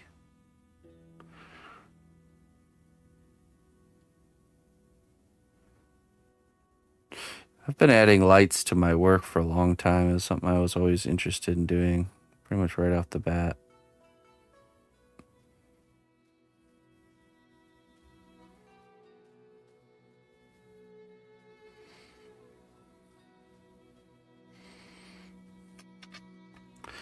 Just like how much light work, if you use it right, can elevate a piece pretty exponentially.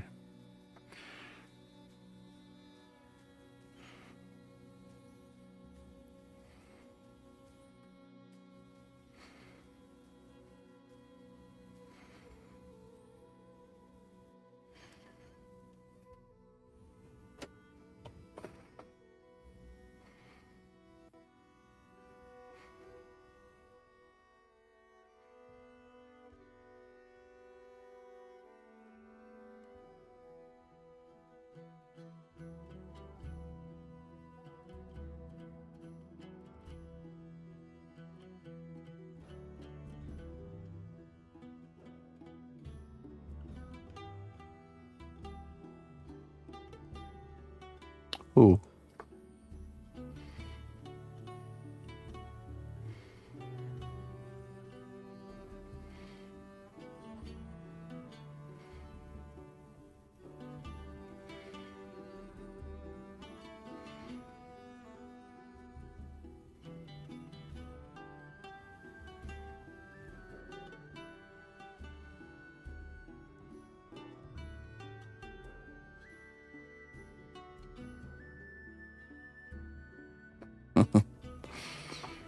How you doing tonight, dear Mr. Bingo Bango?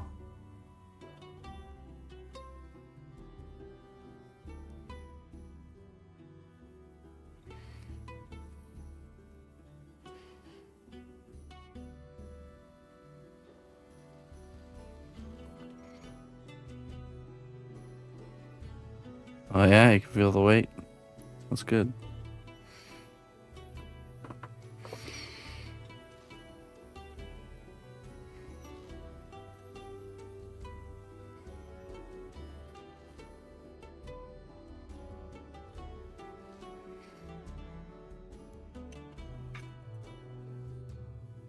Easy, pal.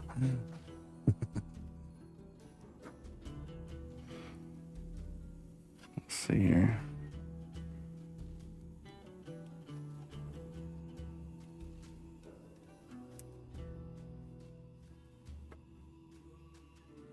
Listen closely, traveler, to what I say.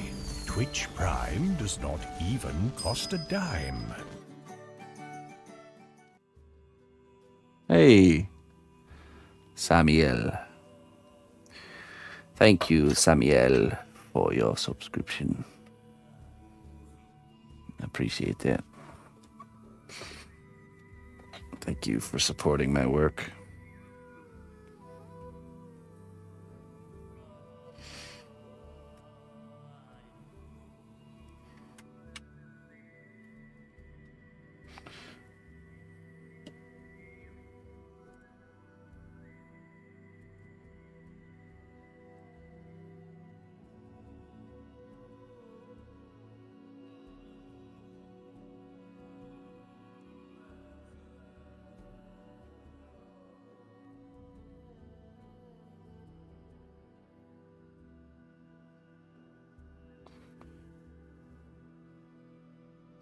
I like the contrast of the metal, kind of harsh-edged cross and the characters' kind of more organic look.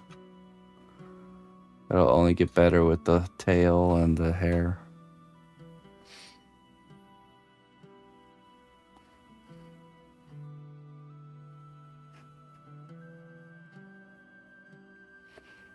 Tail will go that way, hair will go this way.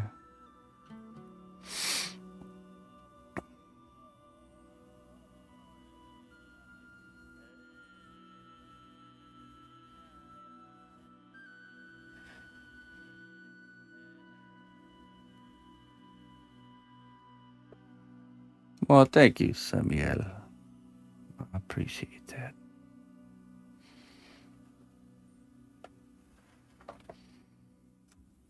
Oh, there we go. That's better. But this one plugged in all the way. Yeah, there we go.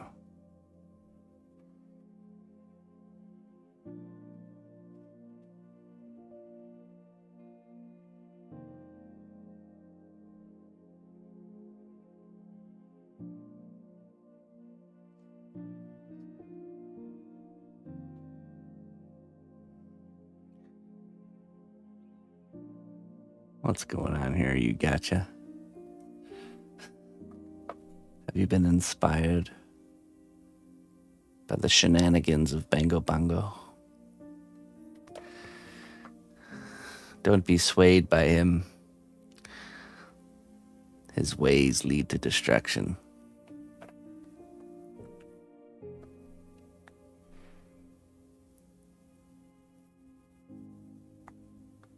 How you doing?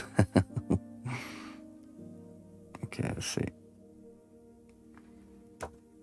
Oh. There we go. All right, let's get that in the oven. Lightly inspired.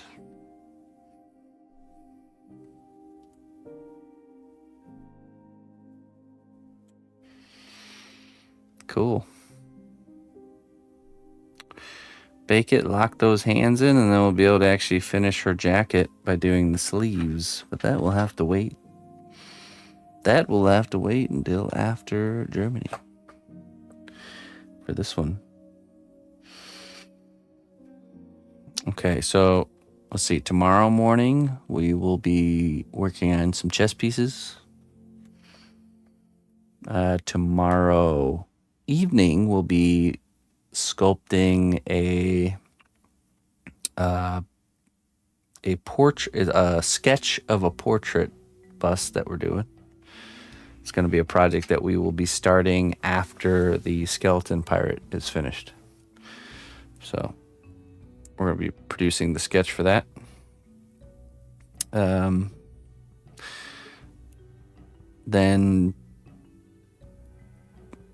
Then Wednesday morning, we're going to work on the skeleton pirate paint job. And then there's no evening stream Wednesday or Thursday because we'll be getting prepared for this long trip. But there will be a morning stream Wednesday, Thursday, Wednesday, Thursday. And Friday, are we doing troll heads on Friday? I have to ask the painting department what the game plan is for that. Oh yeah, well, my chat disconnected.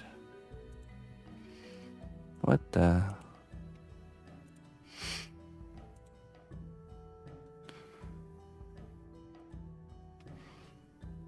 It says disconnected. Why am I disconnected?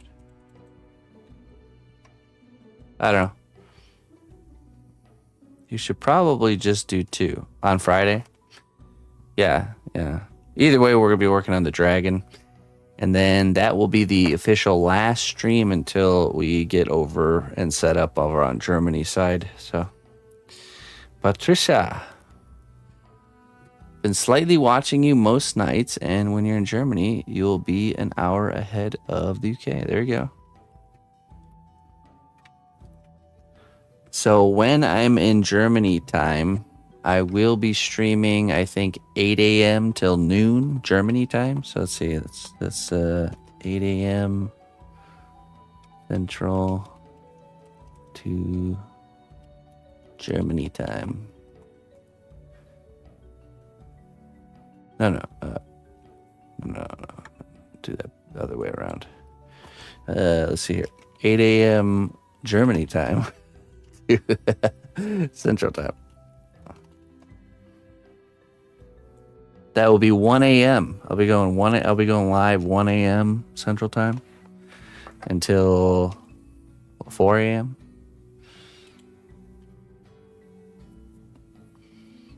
Yeah, well, 8, 9, 10.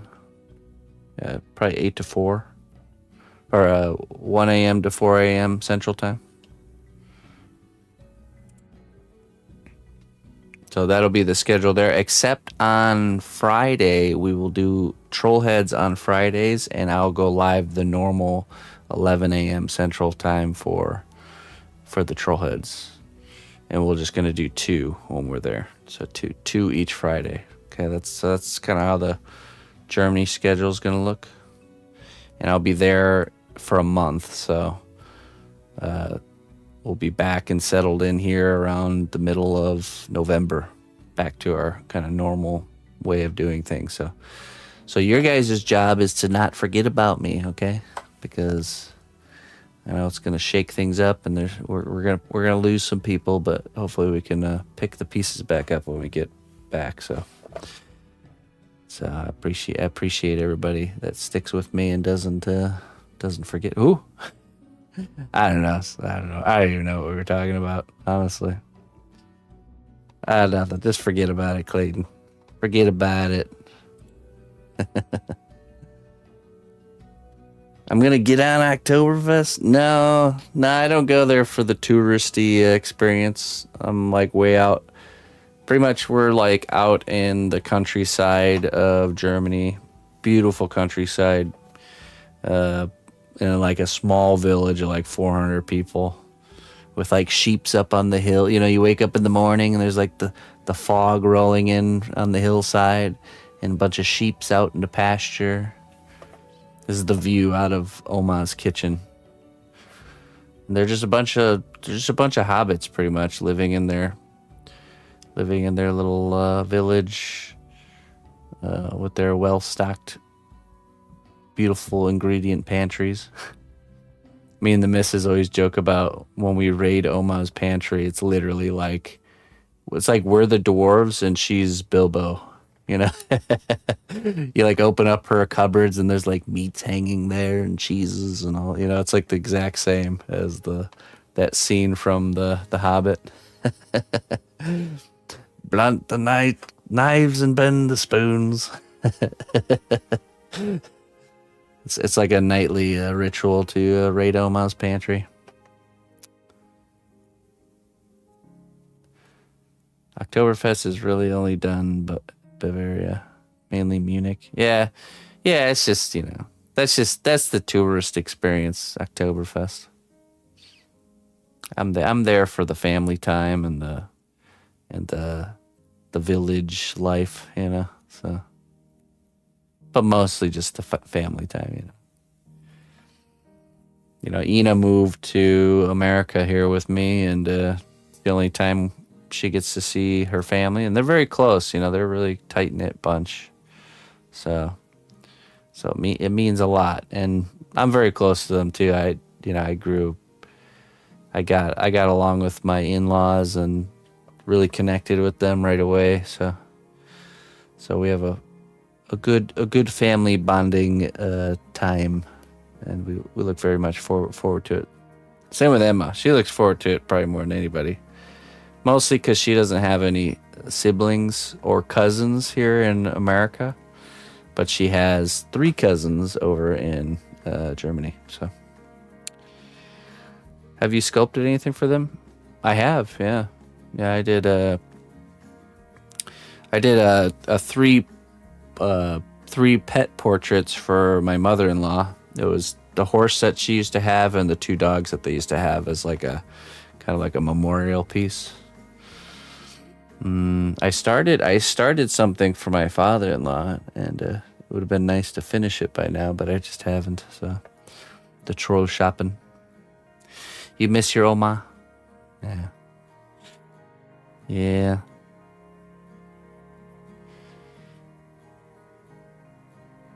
Hey, thank you, Patricia. I appreciate that. I'm trying to think. I've made some things for my niece and my nephew. Nieces and nephews. I think that's it. I did a Bowser head for my nephew, Colin. It's not a word you hear often. Oma and Opa.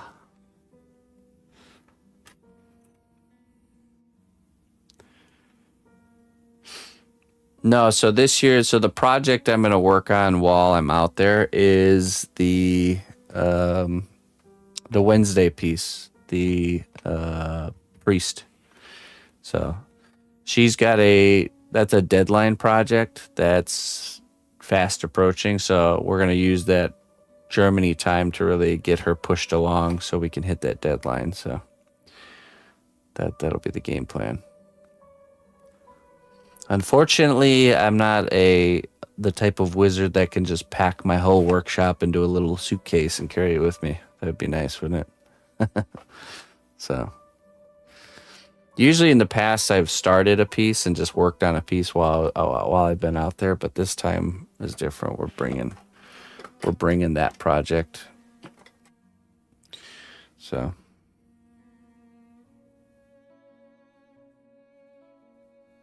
Come on, why not? Yeah, right? That'd be cool.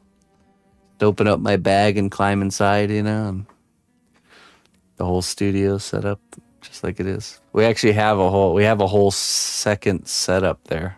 You guys will see. But I'm going to try and see if I can upgrade the computer. The computer that's there doesn't really have a lot of juice behind it as far as USB resources. So last year we had to improvise by using a different camera setup. But I'm hoping to do a USB like resource upgrade on that machine, and hopefully that'll allow us to use our normal camera setup.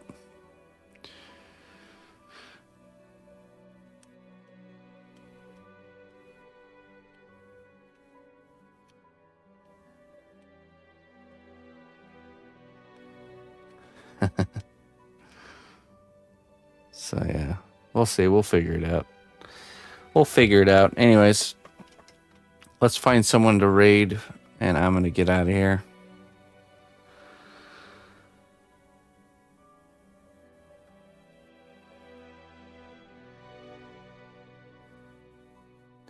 Well, I'm sorry for your loss there, Saika.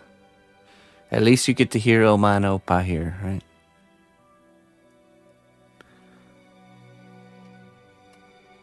Oma and Opa. Let's go raid Casey. Casey Snow Art.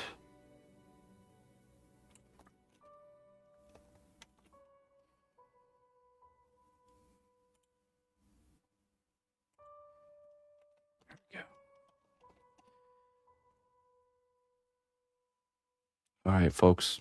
Have a good night. Until then, bye-bye.